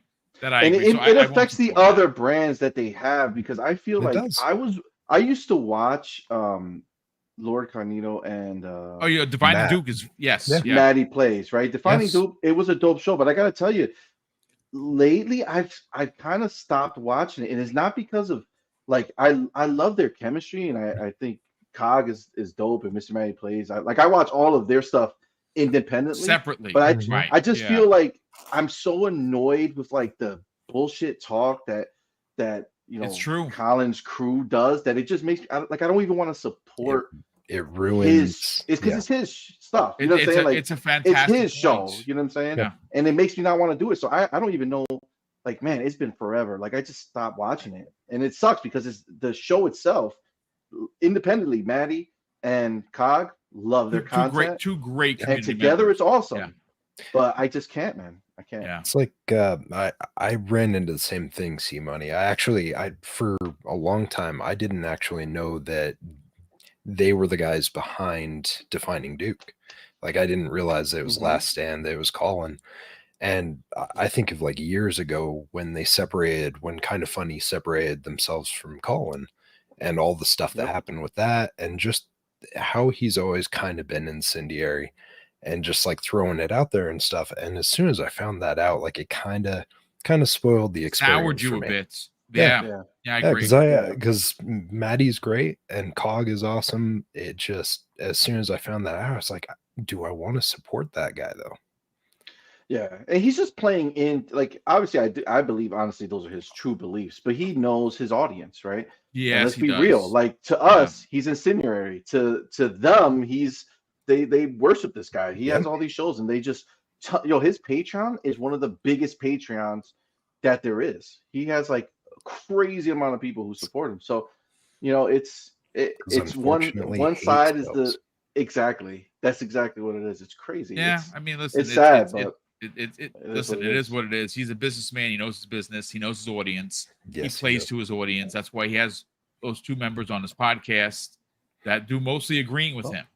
I don't think I've ever watched an episode where they push back on his opinions. Nope. But that's fine. Listen, sell your brand. We're not going to talk about other people's brands. Sell your brand. Be successful. I tip the cap. Obviously he's 1,000 times bigger than this show, and that's perfectly fine. Web Dave, let's get your hot take on the finite points from J Rock regarding Sony's lackluster roadmap and why we're not getting, why the community, because there's several people here. They're like, hey, Boom, I don't know what you're talking about. It's green grass for Sony. Okay, if it is for you, that's fine. But I think you're lying. But let's get your hot take, Dave. Okay, so this is where we insert the disclaimer that that this is going to upset Sony fanboy playbots, all that kind of good stuff. So I apologize now. But anyway, on that If note, me calling it a trailer park queen didn't do it, no, I don't think so, you. no, here we go. All right, so because I know we're on a press for time, so let me get all this out real quick. So, Spider-Man, to me, and like he said in his little article, it looks like an expansion pack with some added new characters. I couldn't care less about the game. I'm a big Sony fan.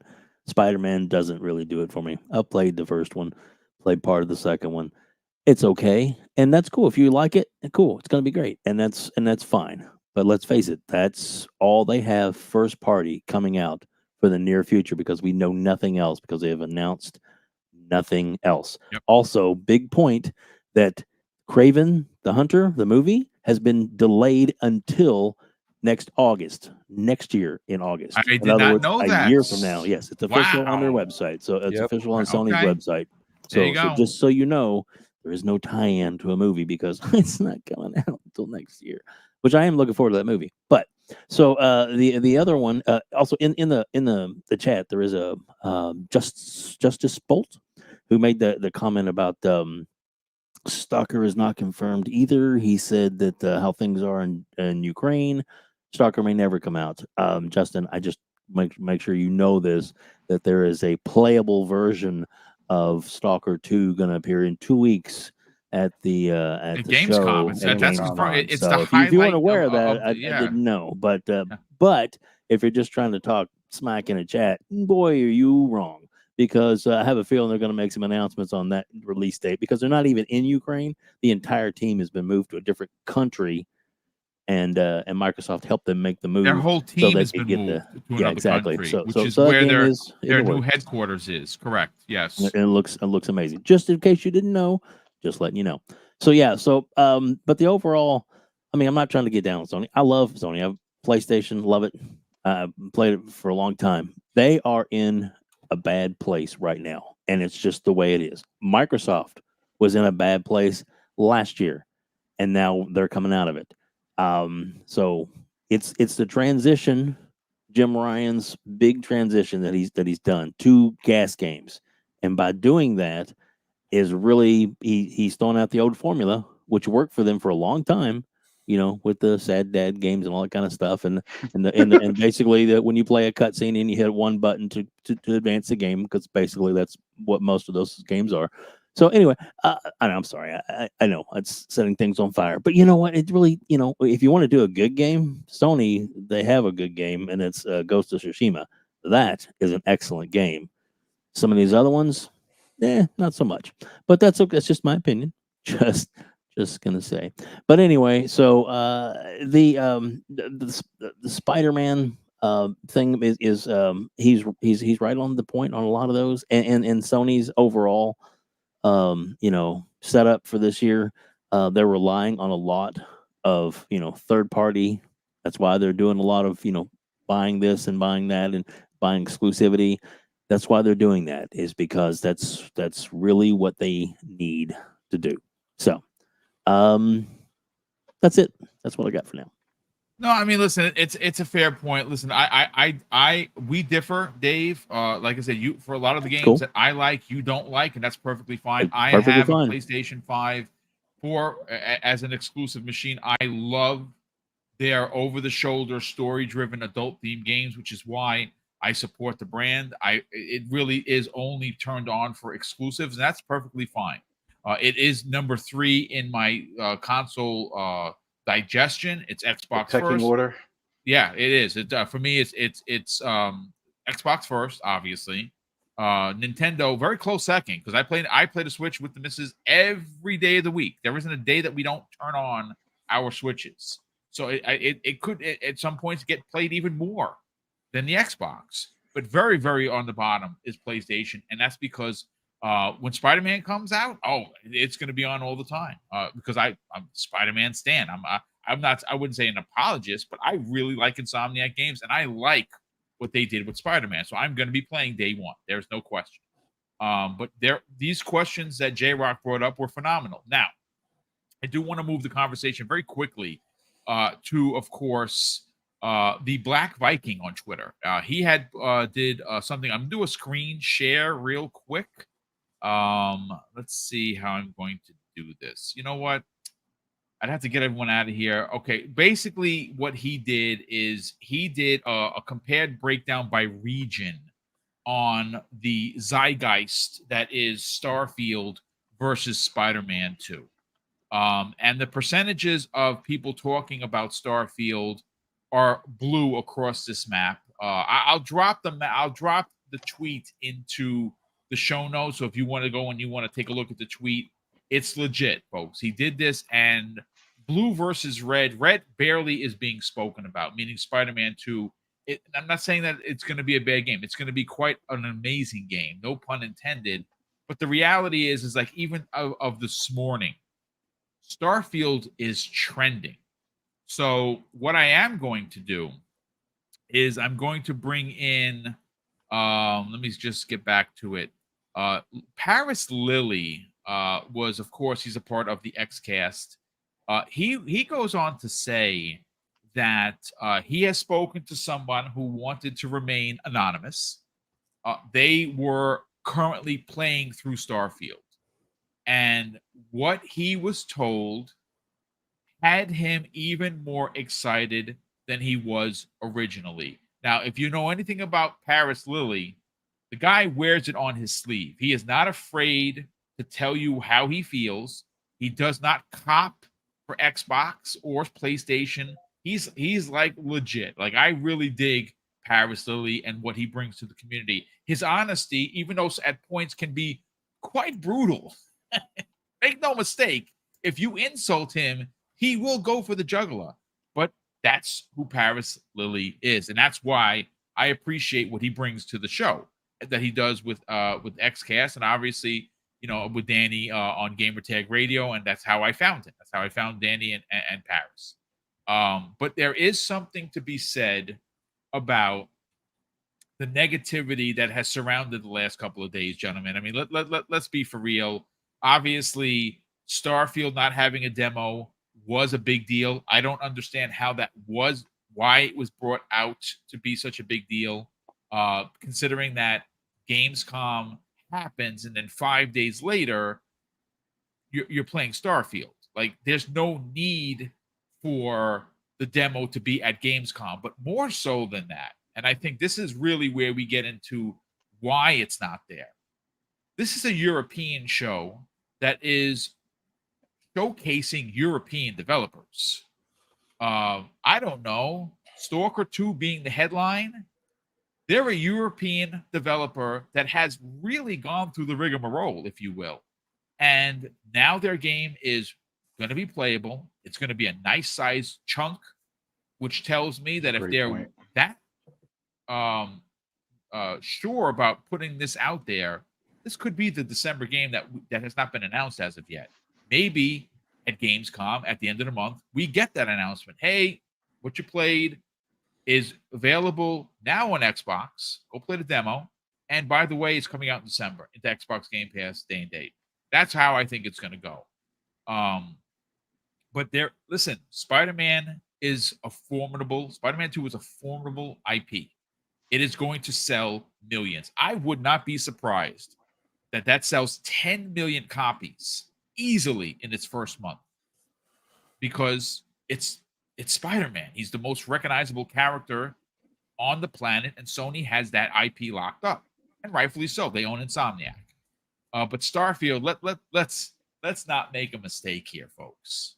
Okay, I said this in the opening, and I will reiterate this again. When Starfield is released, it is going to take over gaming in a way that we haven't seen probably since like Mario 64 took over the planet.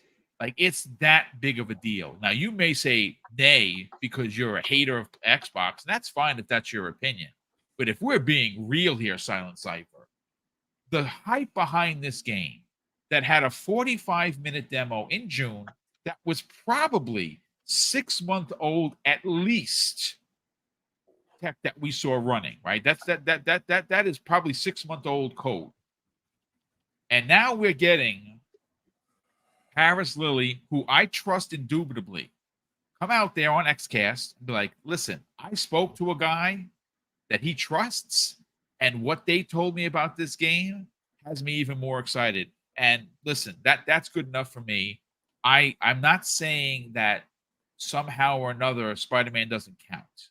What I'm saying is that to suggest, and there's been quite a few websites out there, there's been quite, which we will not name because we don't want them getting the traffic because they're ridiculous. There's also very prominent members of the community suggesting that there's something wrong with Starfield because it's not a demo, when I simply just it makes perfect sense. Why put out a demo when you're going to have people getting the early access and buying into the DLC that's going to eventually be dropped 5 days later? Silent Cypher, let's get your hot take on this. Why the ridiculousness? It's because there's only one game coming out on a certain console ecosystem this year, and there's a bunch of trolls out and about on the internet because they don't have anything else going on right now. Let's call it what it is. Like, there's a lot of folks out there that are not playing games right now because there isn't anything new that's come out on their system. And they're probably still a little surly about the fact that the best way for them to play said game is either by watching YouTube videos when it streams and when it releases in September, or going into the Xbox ecosystem, which we know they're not a fan of. We've discovered that. And I just for kicks and giggles, last night because I heard about all this debacle about, oh, there's not going to be a demo for Starfield, and I was like, okay, well, but wait a minute. Spider-Man 2 isn't going to have a demo right now. It doesn't have one. So does that mean that Spider-Man 2 is going to be a heaping garbage fire? It's in shambles. Yeah. Like, let's throw it on both sides. Like, if you want to throw the pedestal over towards us, like, why don't we tip that back the other way? Starfield doesn't have one. Okay, well, Spider-Man 2 doesn't have one. So does that mean that Spider-Man's going to be garbage? Because according to everything I'm seeing online, Starfield not having a demo means that it's end days. This thing's going to be a trash fire. It's going to be a mess. And come on now. Like, it's such a disingenuous excuse and reason to come out there and throw vitriol online. Is like, the game's going to be good. We've seen their pedigree. And just like Spider-Man 2, we've seen Insomniac's pedigree. We know it's going to be a good experience. I think a lot of people are just getting salty about the fact that we've had to wait for a while. And instead of just like calming down, going and touching grass or playing another game or something, they're just getting so worked up. And you know what? The salt, I live for it sometimes. Last night was beautiful. This morning, the other responses I saw from people, absolutely beautiful. It upsets me that so many people get so bent out of shape about it. It's video games. Yes. Like, yes, we're going to play them. We're going to enjoy them when they come out. Calm down. It's going to be fine. If you need someone to talk to, we're there. We've got DMs. Yeah. Oh no, But you didn't. don't be surly. Oh no, you didn't. You didn't just tell me to calm down. Are you kidding? How dare you tell people to calm down? Shame on you. Look, I mean, listen, there is a Oh, world where, and I see people talking about it in the chat, where you can have both games and enjoy them equally, which is something I'm going to do. There's probably a good chance that both these games are going to be in my top 10 of 2023 for a multitude of reasons. But make no mistake, Starfield is going to hit in a way that we have not seen an Xbox first-party game hit in a minute. Now, that's, I mean, I take no spice away from Microsoft having games like Redfall that did not hit, that were supposed to be. I make no excuses for them. I played through Redfall. I enjoyed it, but that game was broken. And I've said this before, and I said it again, that the failings of Redfall should be a learning experience for Phil Spencer and team, never to allow that to happen again. You're a billion-dollar company. The left hand has to know what the right hand is doing. So understand, I make no mistake, no excuses for the mistakes made from Redfall. But again, C Money, look, there is a reason why when you mentioned Starfield, why is Starfield trending on a random Friday on Twitter?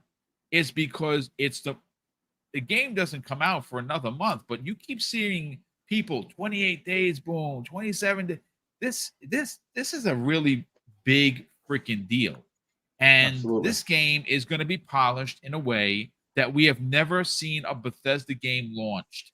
Again, just look at the 45-minute demo that we got a chance to see. It was astoundingly good, and that is old code. I don't know how old. Could it be 3 months? Sure. But I think it's more like 6 months old. To have that kind of demo ready to go, it's got to be at least 6 months old. Can you imagine what it's going to look like now? Let's get your hot take on it, man. Absolutely. Before I dive into Starfield, though, it literally made me laugh when I read it. Wade Johnson in the chat, he wrote Spider-Man 2 does have a demo. It's called Spider-Man 1. Oh wow. Yeah. Yo, That's scandalous. Hilarious, yo. That is funny. The shit is that I feel exactly the same. That's why it bothers me.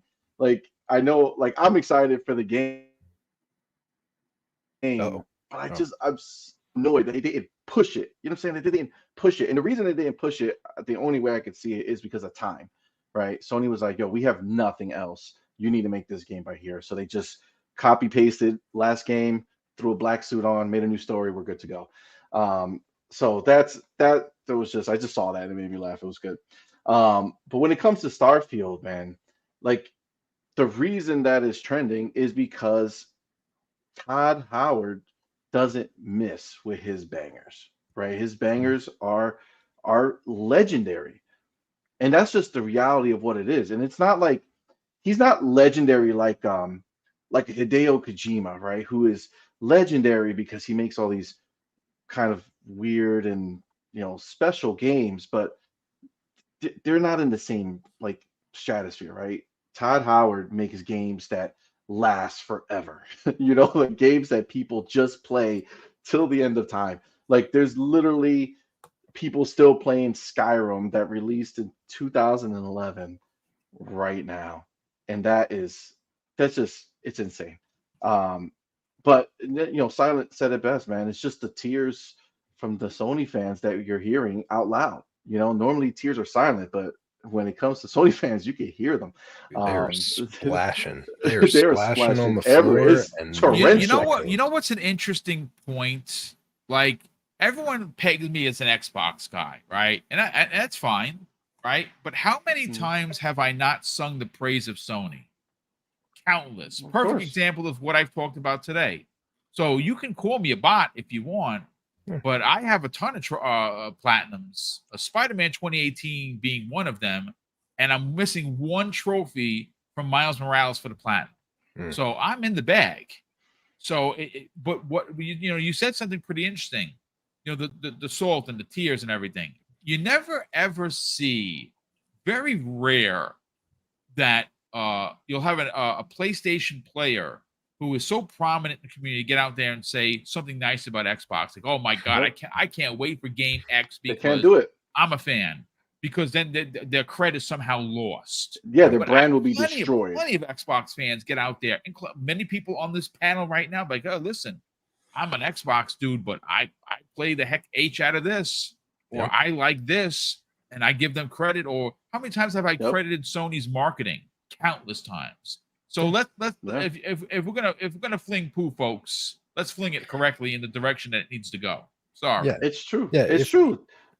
If you want to, like, because you mentioned marketing, and that's a great point, because we've seen all the marketing that's happening all over the place for Spider-Man, and I'll give them credit 100%. Like, Sony is out there and does marketing better. Like, bar Yep, none, they are do, killing it. 100%. You look at how Microsoft's been doing it for a long time, and it feels like every time they almost get it, they step on a rake, smack themselves in the face, like, oh, we did something stupid again. Okay, well, we'll get there. And it's like, their marketing has never been on the same level as Sony. Like, Sony kills it for that. Well, And Sony like you has were like their saying, movie background. They have like a Yes. lot. They know how to Yeah, they market have from that all pedigree. the rest of their business that they Yes. have, right? Yep. And that's the difference. Microsoft, what are they going to market? Windows? You know what I'm saying? Like before Xbox, right? Like there's not a big place for them to really learn how to do that because they That's didn't true. need to. You know, so they're going through their growing pains with it. And I think bringing on like your Bethesdas and these outside companies, you know, they get to kind of learn from them, you know, how they do it. You know, in a game like Starfield, I mean, you see it trending because again, it doesn't it's marketing itself. You know, I saw a tweet, I forget who did it, but they're like Xbox doesn't have to market their games because PlayStation people talk about the damn game every single day. It's crazy that you say that True. because that's exactly what King David said. Like, why market when PlayStation fans all they could talk about is Starfield? Yeah, It's true. listen, there is a zeitgeist happening. Spider-Man is already in the zeitgeist, folks. It's Spider-Man. Now he may not be your hero. Heck, he may not be even on your top 5 of heroes, but it's Spider-Man. Let's be fair. He's ridiculously It's a popular. big name. It's a big name for sure. Starfield is starting to get and again, this lead up to where we're going to be in September 1st is on a fervor that we have not seen on an Xbox first party in a very, very, very long time. And it is Absolutely. going to hit like a sledgehammer. I am telling you, and I really mean this. Like, you know, we saw the Baldur's Gate guys getting out there, and shout out to them for their incredible success with Baldur's Gate 3 to launch. 200 plus thousand concurrent players on Steam. 400,000. Oh, now it's 400. Well, It jumped geez, up to there you go. 400. So it's doubled. That is huge. They're a smaller studio, so this is great for them. They I think they're actually big now. I think that's another thing that people keep saying that they're up to like 400 developers. No, I'm not saying that they're an indie studio, but they're obviously it's the success that they're seeing is well deserved. I won't see Baldur's Gate is just that's not my Baldur's Gate. Mrs. Boom and I like the interplay ones where it's more like Diablo. Those are old. I'd love to see a third one come into that series, but the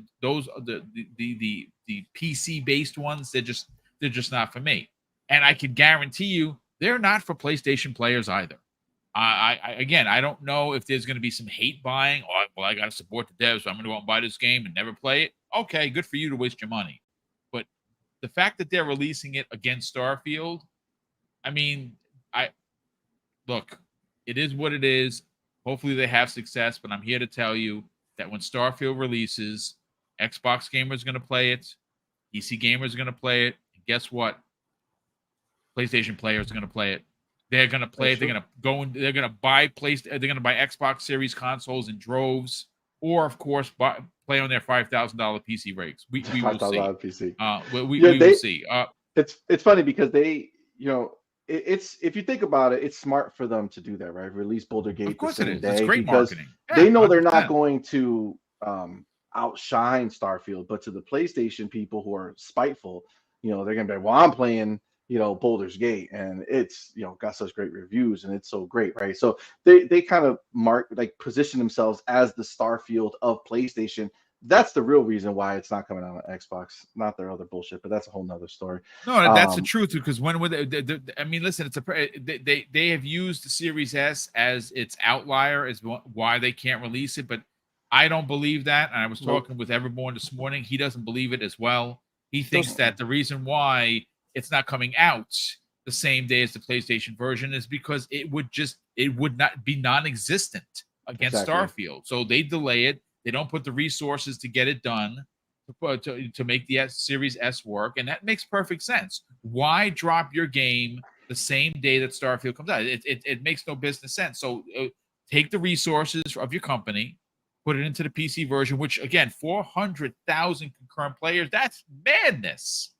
I can guarantee you Starfield's going to be potentially 3 or 4 times that. Yeah, but you also look at Easily. the PC specs. The Series S can easily handle it. Yes, they can. Of course, Yeah, of course. It's just resource management, and it makes a perfect business sense where they wanted to go. But Fuzzy, let's get your hot take on this: Starfield versus Spider-Man, Zeitgeist versus legendary, developer. Again, it's a new IP. We saw what it looks like. People are hyped. It's trending on Twitter right now. Oh yeah, I think the big thing is people are worrying that a game is not or doesn't have a demo. And I just saw something funny Gaz posted on Twitter, or the app formerly known as Twitter. It's like, demos show a level of quality and completeness of a game. Just look at Forspoken. So yeah, that had a demo, There and you people go. actually were saying that they were underwhelmed with the demo in a lot of cases. Like, I played the demo, the game didn't. I was more hyped for the game prior to the demo than after the demo, and it just goes to show sometimes a demo is not, indicative of the quality of the game itself. So if we look at the people that are, calling for this demo, where are they calling for Sony to be at a showcase? Like, they haven't been at That's a great Gamescom in like point. forever, or E3 even forever. Are we not going to say, hey, why aren't you guys at these showcases so we can play these demos? Oh, that's right. They're only concerned when it's Xbox, because, if they were to look at their own preferred platform, they're not even showing up at these events. So good choice on demo narratives. I guess what's going to be the next one? It's like, I guess on the 6th, all the PlayStation guys will be, showing the load screen of Baldur's Gate 3. And then when we look to see the time played, they'll have like the 3 minutes it took to load the game or so. But that's about it. It never ceases to amaze me, or when it comes to these unusual narratives. Like, they were cheering demos on PS Premium or whatever it is. It's like you have to pay extra to play demos, but didn't demos used to be free so you could try out before you buy? And I don't know. Fuzzy, paying for demos makes you a better gamer. Oh, Yes, yeah, that's it right. does. Support the It devs. increases your cred. Don't forget that. It also increases makes your you better cred, homie. looking and increases your bank account. Did you know it that? increases your size. Absolutely. It increases your size. It grows out your hair. It does. It's the miracle. It's the miracle. Miracle grow. It's amazing. Yeah, it's just so Miracle grow for strange men. that they're picking out. Yeah, like a demo is this the hill that they're going to die on? I almost feel like going into my Allen Iverson, like we're talking about demos. Are we really here talking about demos? Not the game, not the fact that it's coming out 5 days after the showcase. No, we're going to worry about demos. Like, I'm channeling my inner Allen Iverson, but no, it's just funny to me that they always pick these weird things. Like, we talked about it earlier when it came to what is PlayStation doing. It's like, you're going to focus on a demo of a game that you guys, 1 week you're crying about that Phil took it away from you, and the next week you're crying about how it's unfair that Phil took it away, or the game is probably going to be trash because it looked like, or it came from Bethesda, and Bethesda's trash now because Xbox owns them. And it's like they flip-flop from wanting the game, not wanting the game. Now they want the demo for a game that they didn't want a week ago, but the week before that they were crying because somebody stole it from them, apparently. I don't mean to make fun of mental illness, but it's almost like these narratives, they need to put more thought and effort into them, because they contradict themselves from week to week, and it just feels like someone needs the medication if they're going to come up with these, concerns on a game that they were either interested in or not interested in, whatever the case is. something not playing. Like, I don't even remember Bethesda having demos prior People to said the in the chat acquisition. they've never games had do, demos of their bro. stuff. Never. No games do. What games are coming out that you're saying, well, can't wait to play that demo before it comes out? We have 0 games that release demos before they come out. That's not part of the world How we about live this? in. I mean, listen, I know someone said it in jest, but if we're talking demos, Fuzzy, where's the Spider-Man demo? Where's the Yeah, that's what Spider-Man That's demo? what Cypher was saying. I'm Spider-Man just saying, one? like, if we're gonna be fair here, if we're picking sides Mhm. and we're gonna be fair about it, where is Spider-Man? But I think ultimately the real question, and this is what I'm going to pose to Dave and to Dredd, is we're talking about Xbox having the biggest booth it's ever had at Gamescom. Mhm. Phil Spencer himself and the entire team are flying out to Germany. They're going to be boots on the ground. There's going to be there's going to be a fan fest there, right? The headline is Stalker 2 for the reason of being in Europe. They're celebrating a European developer. They have headline, and for good reason. Mhm. Sony doesn't even show up. They're like, nope, we're not going to show up. But where's the Starfield demo? Again, preposterous. Yeah, it definitely is. It's more of the fanboy nonsense on that side, and if anything, now's the time to start asking Sony, why aren't you going to these shows? Sony, why aren't we getting demos of our games? Because it should start like look in your own house as opposed to other people's houses, or Yep. don't throw stones at at the There you glass house go. when you live in a glass house, kind of thing. So it's just funny to me. But yeah, I'm not worried about a demo. I think the last demo I've actually played was Diablo, and that was more so they did that demo mainly to test That's servers, marketing. and That's it marketing. worked. I mean, the first day, the very first demo was probably a nightmare because the queues were kind of long, but I think within hours, if not by the next day, it would just dramatically There was reduce. no wait. So, Yeah. multiplayer games, maybe they need the demo for server stress tests Yeah. and stuff. But other than that, the game's coming out. Like your demo can be sign up for Game Pass and try it there. Like Seriously. there is that $1 deal that came back. I think that's Yeah. out there. So yeah, that's your $1 demo. It's cheaper than PS Premium demos. So yeah, give that. I a try. saw in the chat somewhere somebody said that the PlayStation guys, they want the demo at Gamescom because that's the only way they're ever going to get a chance to play it. Man, that's, you know what, dude? That's If- another very funny, very, very, If very. they had Starfield there, the majority of that line would be PlayStation fans going in that line Probably. to play it. I mean, it's slanderous, but it's very there is some truth to it. Listen, let's bring in Oh, Dreadpool. God. Dreadpool, look, obviously, you put something in the DM again. Starfield trending, thousands of tweets on Starfield. The game is not coming out for another 28 days. And obviously, but let's talk about the Starfield demo not being there versus PlayStation, the brand, not being there. Pretty ridiculous.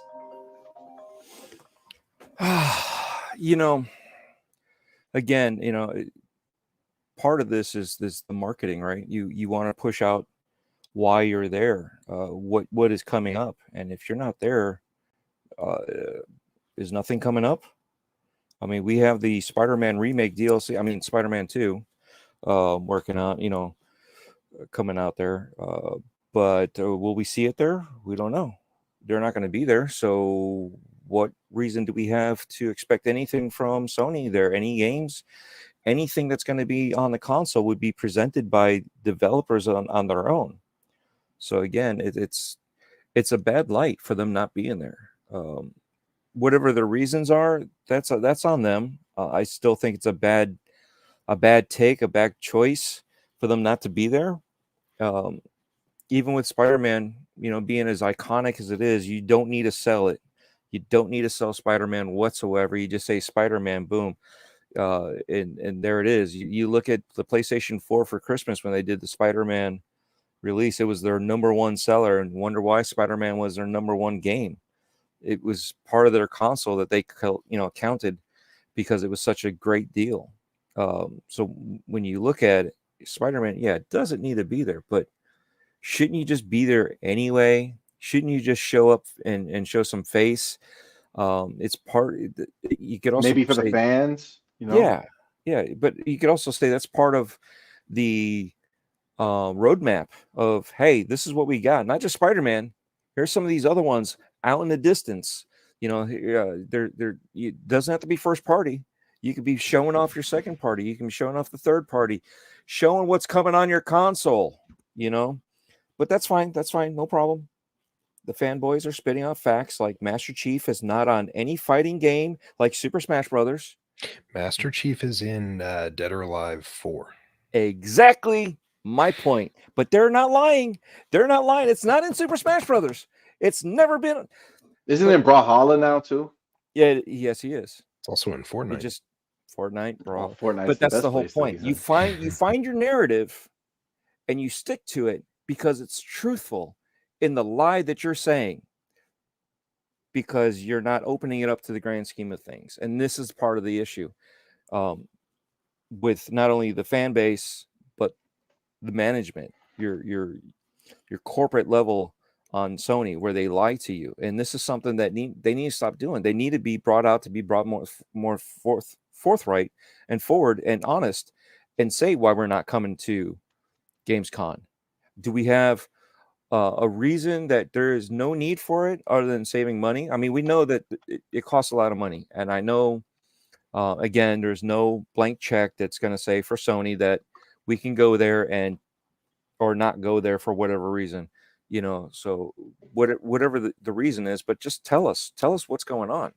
That's what we still want. And again, they won't, because they're used to dictating the conversation. correct. And how dare you ask Sony what they're doing? They're in charge. They're in first place. You're a Can't consumer. wait. Lick my boot. No, listen, when you have a problem with and how many times have any of us, when Microsoft makes a F's up, we hold them to account.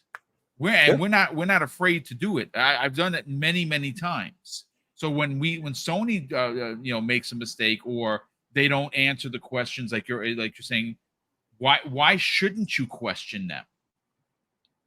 And that's the thing. We should.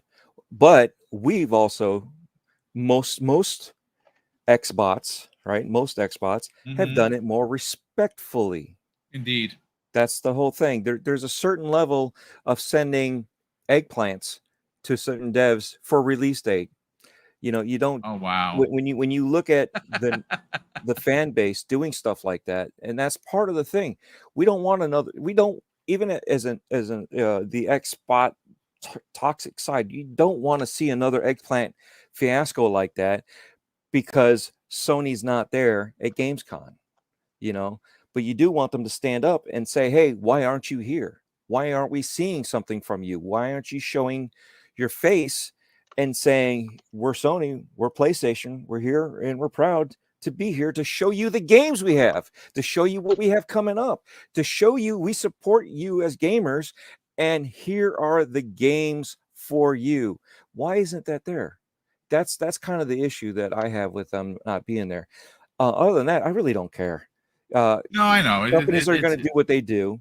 Just as if Microsoft decided to back out of Gamescom, them being there does not make me a bigger fan. It just makes me appreciate the fact that I will see something that they are going to be presenting in the next coming months. Maybe something, some surprises for the next coming year. I don't know. Perfect Dark, maybe, wink, wink, something. I don't expect anything from them for Fable. I am happy and content with what I've seen. But again, I can't wait to see what they have. I have no expectation. I think there's going to be something there. It's not Stalker 2 only. Again, if I could take a quick stab at it, one of the European developers is Machine Games, right? They're a European developer, which is what this show is highlighting. Could we see Indiana Jones? Potentially. Could we actually see maybe what Wolfenstein 3 looks like? Potentially. I put it to this way, where I think, and if I'm wrong, I'll come out here and raise the hand and say, folks, I got it wrong. I don't know if Phil Spencer and the entire team flies out to Germany, and we have confirmation from Brass that this is the biggest booth in history for Xbox at Gamescom, they don't have something else that they want to show, because they have in the past, not recently, but in the past, dropped some megaton bombs at Gamescom. The same thing that may or may not happen at the Tokyo Game Show. I'm just saying that these are trends that could potentially be a thing. And remember, Matt Booty did say when he was in that interview on Giant Indeed. Bomb that, there's other opportunities for them Shows. to show the Yep. other games that they want to show, right? So Gamescom being obviously the biggest one after E3. I mean, come on. That's the place. Show us something. And which follow-up show would they have? They would drop another Hi-Fi Rush type game, Not saying that they would, but they could again. They could. Absolutely. That's also the part of the excitement of anticipation. Well, there'll be another game drop that we've never even heard of. Not saying in the future, but like tomorrow. Could there? Hey, by the way, as we close this out, boom, here's a game you can download right now on Game Pass.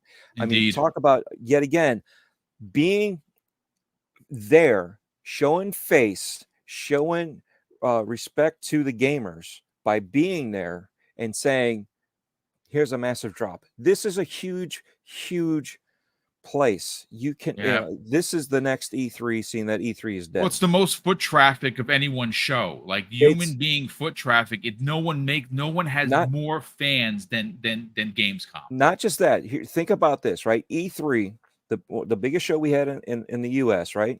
As big as it was, okay, you look at the demographic, right? Everybody that flew in were from other countries, but most of the people that were there were from our country, if you think about it, because they were relatively close. Relatively, everybody, it was easy for them to get to here, right? Now you look at Gamescom, you look at the demographic, you have so many different countries, so many different mindsets and opinions that vary from country to country that are there, and they're all gamers, right? So, and Gamescom was mainly back in the day more of a PC market. Now it's broadened. It's even bigger than it's ever been. This is why it's important for Xbox and Microsoft to get this huge area for them to showcase what they have. So they're obviously going to show off a lot of PC stuff and partners and whatever. But if you need to, this is the way to do it. You have a huge demographic, varying opinions, varying backgrounds, and this is the place to do it. Why isn't Sony doing it? Yet again, the only answer to that question is they don't have anything to show, but they do have Spider-Man, which they could have had a demo, which is of course not there. But like as I said, play the old games. There you go. No, I mean it's a funny dig, but they could have easily. Really I wasn't talking about Spider-Man 2 and the DLC Miles Morales. I mean, whatever it's called. But I was talking about the Activision games. Play those. Oh, I mean, you could. You play Venom. You definitely could. But listen, Dave, let's get your final take on this. As soon as you're done, I'll get the super chats and the channel membership comments, and then we will get everyone out of here so people can start your Fridays and enjoy the rest of your weekend. Dave, what are your hot takes on the controversy of the demo not being there versus Sony, the entire platform, not even showing up?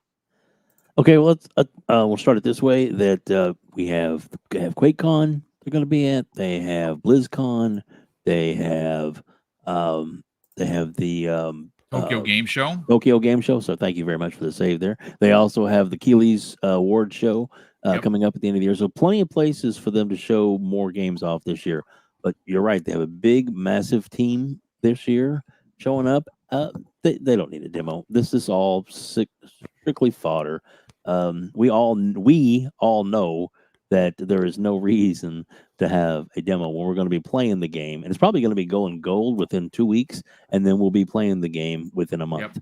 So 5 days after Gamescom, we're literally playing Starfield. Exactly. That's a definite. Just it can't be stopped. So I don't want to be the guy again. But I'll just say that gosh, I made some people upset earlier. I didn't really mean to, but the thing you got to remember, Boom, and everybody on the panel, just remember. The reason Sony's not there is because they have a secret showcase that's going to be probably Oh coming yes, that's right. before the That end of the year. super That's secret what we showcase. hear Yes, yeah. Take no prisoners there. from secret showcase is coming. We'll be ready for that. Yeah. Well, when that drops, Oh my you let me God. know because They're I have a saving all the feeling games for that. they are, or the Keeleys. Well, whatever they're going to have there. But no, I've no actually heard first-party theories, things. Dave, where they put out a bad show just to get you hyped for the secret show. I did. Lower the Exactly, bar to make exactly. everything else seem amazing. Yep. Yeah. Yep. Ridiculous. Just ridiculous. Listen, keep it a buck, folks. Keep it a buck. Obviously, you can have That's the your mic, hot Red Bull. takes, and we appreciate it, Dave. Listen, you ruffled some feathers. You know what? Such is life. That's what happens when you get your feathers ruffled. You wanna push back, and that's what you did. And you know what? We're happy to have you. At the end of the day, folks, hopefully you did enjoy this show. Yes, it was a little bit controversial. Yes, it was a little scandalous, more than normal. But listen, if the questions are going to be asked about Xbox, I think it's only fair. If you want to be fair-minded, those same questions should and could be asked of Sony. And if you don't think so, then there's the problem right there. Like I said, everyone here on this panel has given Microsoft the smoke when necessary, and we're not afraid to do it because we're not paid by Microsoft. But you gotta give Sony the same smoke, man. You gotta ask questions. You gotta say, why isn't our opinion a priority for you? How come we don't know what you're doing? How come you're okay with a very lackluster show and you just shrug your shoulders and it's fine? Oh, because we're in first place. Or because we have bangers. You do. Sony has amazing games and amazing bangers. But let's not let them rest on their laurels. You want some spiciness? Sure. Cult members are blind followers. What's that? Cult members are blind followers. Oh, well, yeah. I mean, just saying. It's that Kool-Aid's tasting it's real funny because good. it's true. Let me catch up on these last super chats and we will get everyone on out of here. Web Dave. Oh no, this one comes the way of Silent Cipher, who's on the panel. It says, Web Dave, press X to continue cutscene. Laughing emojis. That is funny. Thanaros, very good friend of the program, has been a channel member for over 46 months. Thanaros, thank you for the generosity. He says Sony is in a regrouping or restructuring phase, like how Xbox was in 2018 when acquiring the new studios. That could very well be the case. It appears that way because they don't have anything on tap. They have purchased a bunch of studios, including Bungie.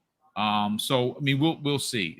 We know that they're going to have at least 2 major first-party titles per year, hopefully starting next year, but we have no roadmap. We have no idea what they're doing. Mr. Nichols drops a very generous $5 super chat and says, Tencent making a console, getting ready to have a shootout with Microsoft and Sony. Oh, no, with Microsoft, Sony will be third-party dev. Yeah, that's a King David thing. He thinks that they're going to be an app. I mean, I don't know. PlayStation sells so well, but I mean, we've seen crazier things. PlayStation 5 is the fastest selling PlayStation in the history of the brand. That's saying something, considering how many consoles 4 sold and how many consoles 2 sold. 3, was a little bit rocky, but they eventually overtook Xbox. So Sony. The only problem is if PlayStation wasn't so much essentially like the identity of Sony at this point, like giving up on PlayStation is essentially giving up on Sony. Like the company would have to say, forget it, we're done in general, because nothing else does them any real money. That's a fantastic point. It's only PlayStation. So Sony would have to be thrown in the towel across the board for them to make sense to not have a PlayStation. You know what? PlayStation 6, it's happening. They're working on it right now. It's going to happen. It's going to be a different beast emotionally. It's yeah. But it's Well, I gonna mean, happen. forget the emotional point of view. Sony does well, not with all their films. You know, Sony Pictures is struggling. Their Sony Electronics division struggling very badly, as a matter of fact. And when you look at PlayStation is making Sony that's their bread and butter. So I don't That's see it, man. PlayStation Hey, going hey, away. But Phil, I smell another acquisition about to happen. oh boy, don't say it. Don't say it. Jerron TJ draws a very generous $5 super chat and says it's called the old Halo effect. Where there is so much hype that people are counting the days. Yeah, Starfield is got that Halo. The only thing I can equate it to is like Halo 3, like that kind of fever for a game. Maxi Coleman drops an additional $5 super chat and says, "Are we discarding the possibility of an envelope from Sony to delay Baldur's Gate to get a covert exclusive?" I mean, you could. I mean, what they said, and again, I'm not a developer, so I don't know. Apparently, the holdup for Baldur's Gate 3 launching the same time as the PlayStation 5 version was the Series S. That's what the developer said. Is it true? I mean, I don't know. But it also, from a business point of view, makes zero sense for them to release that They're game. afraid of Starfield, bro. That Starfield is already going to gobble up the zeitgeist conversation when Baldur's Gate is released on the PlayStation 5. It just is. It's too big of a game. I'm sorry. Take nothing away from the unbelievable record numbers that Baldur's Gate 3 is currently doing. 400,000 concurrent players is a freaking big deal. Writer for Life 76 drops a very generous $10 super chat and says, "Good morning, panel. I can't wait for Starfield, but Baldur's Gate 3 is a freaking masterpiece. I'm so glad you're enjoying it. Again, I wish it was the Baldur's Gate that Mrs. Boom and I play. It's not, so I'm not gonna play it. So I'm not gonna even suggest that. Even if it launched on Xbox, I would not play it. But I know a lot of people that are going to enjoy the game, and rightfully so. You should enjoy that game." And the last super chat of the day comes the way of Torino Johnson. Drops a very generous $5 super chat and says, "Just showing some support, brother. Thank you for the generosity." Let's get everyone out of here, folks. I got to get to do. I got to spend the next 57 minutes doing chest. Today is chest day, and I got to get working. Plus, I got other things to do. Silent Cipher. Let's get your outro, please. By all means, sell the brand of the Xbox International Podcast, where they can find that each and every week, who's on that panel with you, and more importantly, where can people reach out to you and get your scandalous opinions on social media?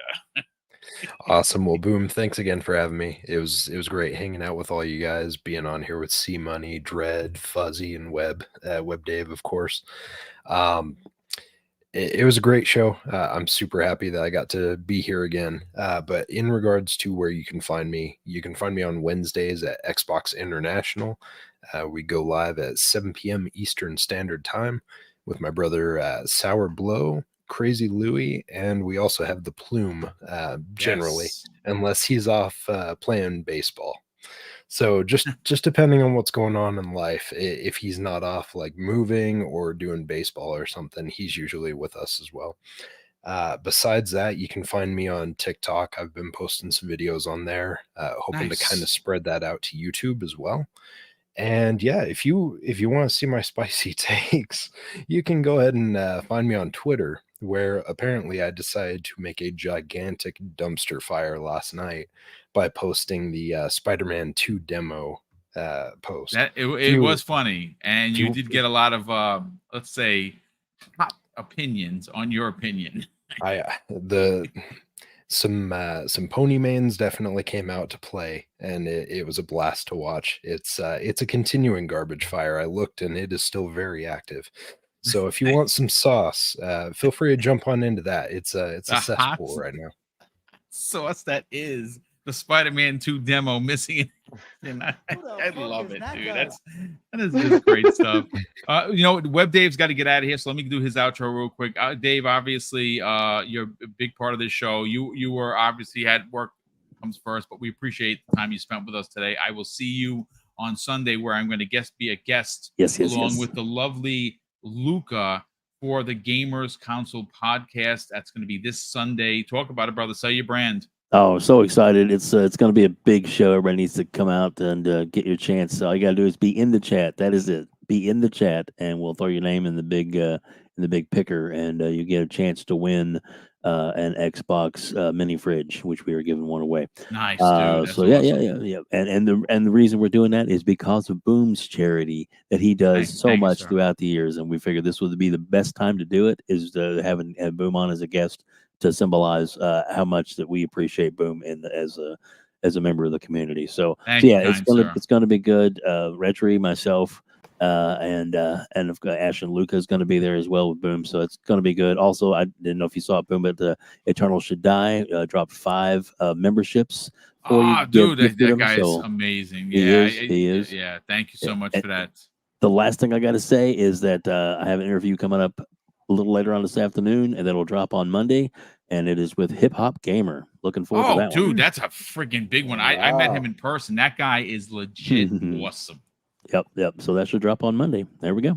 Awesome. That's a really big get. Hip Hop Gamer, who obviously represents Hot 97 here in New York City, is a really good dude. I got a chance to hang out with him and his crew during E3 2019 at both the EA event and one of the after party events. He's a great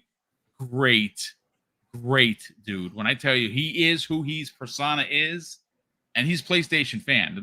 Let's not make a mistake. He's a big PlayStation fan, but he's a good community dude. I like the Hip Hop Gamer. That's a big get. Congratulations on that.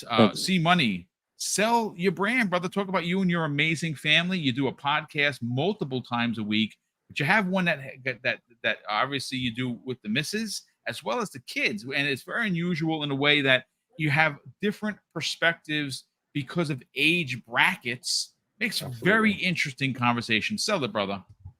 Oh, yeah, man. Well, again, obviously, Boom, thanks for having me on. Love being with the panel. You guys are awesome. I point this way, but you guys on this side. But yeah, so you guys can follow me on Twitter, and it's over here, C Money Forever.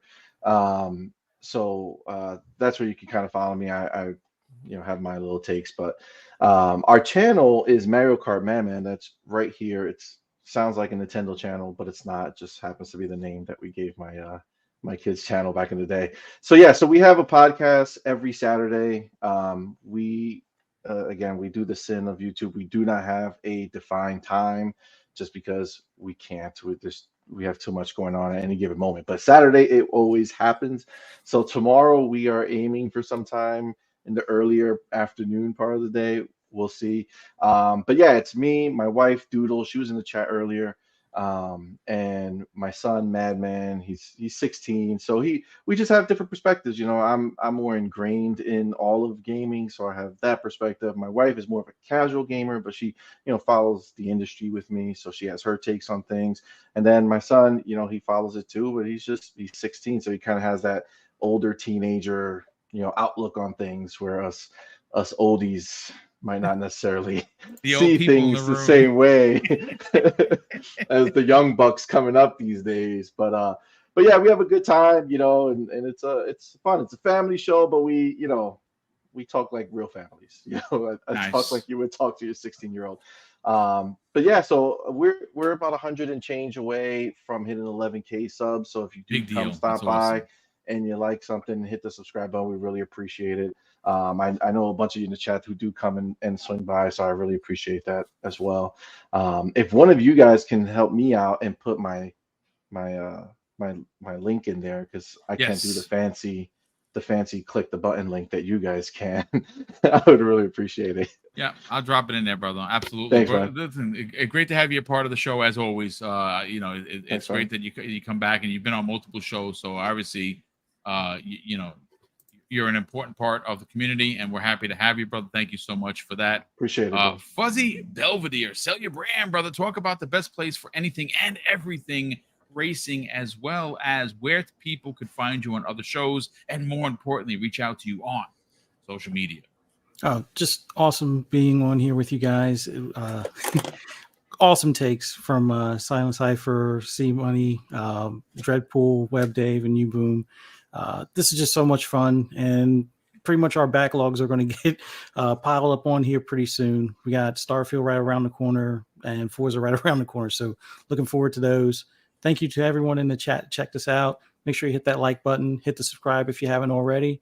For those that want to hear my endless rambles and rants, just follow me on social media. You know, the app formerly known as Twitter at Fuzzy Belvedere or Fuzzy_Belvedere. And then all other social media is pretty much Fuzzy Belvedere altogether. You can also find me on Xbox Ultimate later on tonight on Fun Speculations channel, 10 p.m. Eastern Standard Time. Yeah, we're going to definitely sprinkle some salt on those pony tears tonight. Expect some hilariousness later on, and then tomorrow night you can find me on the Shop Podcast on PTK Blam's channel with Pong Soul and PTK Blam at 9 p.m. Eastern Standard Time on his channel, and then right back here for Xbox Lunch Break Special 12 noon with Web Dave, Crispy Bomb, Crazy Louie, and Boom, and look forward to seeing you guys there. Thanks again. Yeah, that's going to be a lot of fun. And last and no way least, Dreadpool has seen significant, crazy growth in the last 28 days on YouTube, and it's well-deserved, folks. You can find him on linktree.com/Dreadpool, youtube.com/Dreadpool, Twitter @Dreadpool, TikTok @Dreadpool, as well as hover.gg/Dreadpool. Not only is he here each and every week on Breakfast when Boom, when he can be here, of course, and work doesn't get in the way. He's also on a show with Wilmy Hood called Gaming Beyond the Box on Sundays, 7 p.m. Eastern Standard Time. Brother, sell your brand. Yes. Thank you, each and every single one of you, for helping me get to where I'm at. Boom and everybody in the panel is you guys are brothers to me. I got to tell you that, and even our guests. You guys, we've all interacted over time, so you guys are family too. Again, thank you to the chat. I really appreciate everything. I do have a new episode of Breaking Bread with Dread that just dropped yesterday. I'm going to put it in the chat there for you guys. I appreciate if you check it out. It's a totally different place. I've never experienced a hot pot restaurant before. You cook your food right there in front of you.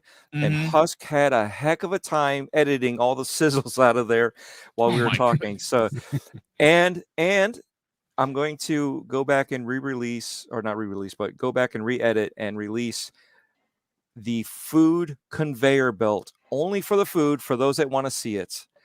But I people are like, there's a conveyor belt there. So it's just really cool place. I just found out that that's not really a good place to record because I had no idea what to expect, and it was hard to do an interview like that. But those two people, William and Keena, were fantastic. They're up and coming YouTubers also. They've been doing stuff. I've met them at other conventions, and it's good to see, people growing from where we've been, So again, thank you all. I'm trying not to take too long, but I'm excited. I'm going to CGX to meet up with Back from the Dead and do a recording with them. Hopefully Cognito will have some time for me this year. We'll see what happens. I know he's a busy man, but I'm going to see if I can sneak in at least a half hour for maybe a Breaking Bread there. Twist my. That'd be kind of dope. Yeah, that'd be good. Yeah, cross my fingers. So wish me luck, and thank you guys again. Have a great Friday. Have a great weekend. Whatever you guys do it as you possibly can. The maximum happiness that you can. Right? Enjoy. Absolutely. No, good stuff as always. Listen, ladies and gentlemen, a big shout out to Eternal Shaddai for the additional 5 memberships that he donated. Brother, I cannot thank you enough. And of course, that's the police going by, because why not? We're on the main drag here. Listen, folks, again, Eternal Shaddai, thank you for the incredible support, as you always do. Another big thank you to all the super chats that came in today. There were a ton of them, and we really can't thank you enough, because a lot of the programs that we do use to get these shows off the ground are yearly subscriptions, and we use a lot of the super chats for those to keep the show running, as well as the big giveaway. So thank you so much for the generosity, both in super chats and in channel memberships. And of course, I'm going to close out the show with something that's incredibly important to me, folks. Hopefully one day it'll be important to you. And that's something that my father taught us when we were kids. And he would say, Craig, treat others how you want to be treated. And also, it doesn't cost anything to be nice. You live by those rules, Craig, I can guarantee you're going to have an awesome day. So have a great weekend. Enjoy your Friday. Play games wherever you enjoy playing games. And we'll see you next week on the newest episode of Breakfast with Boom.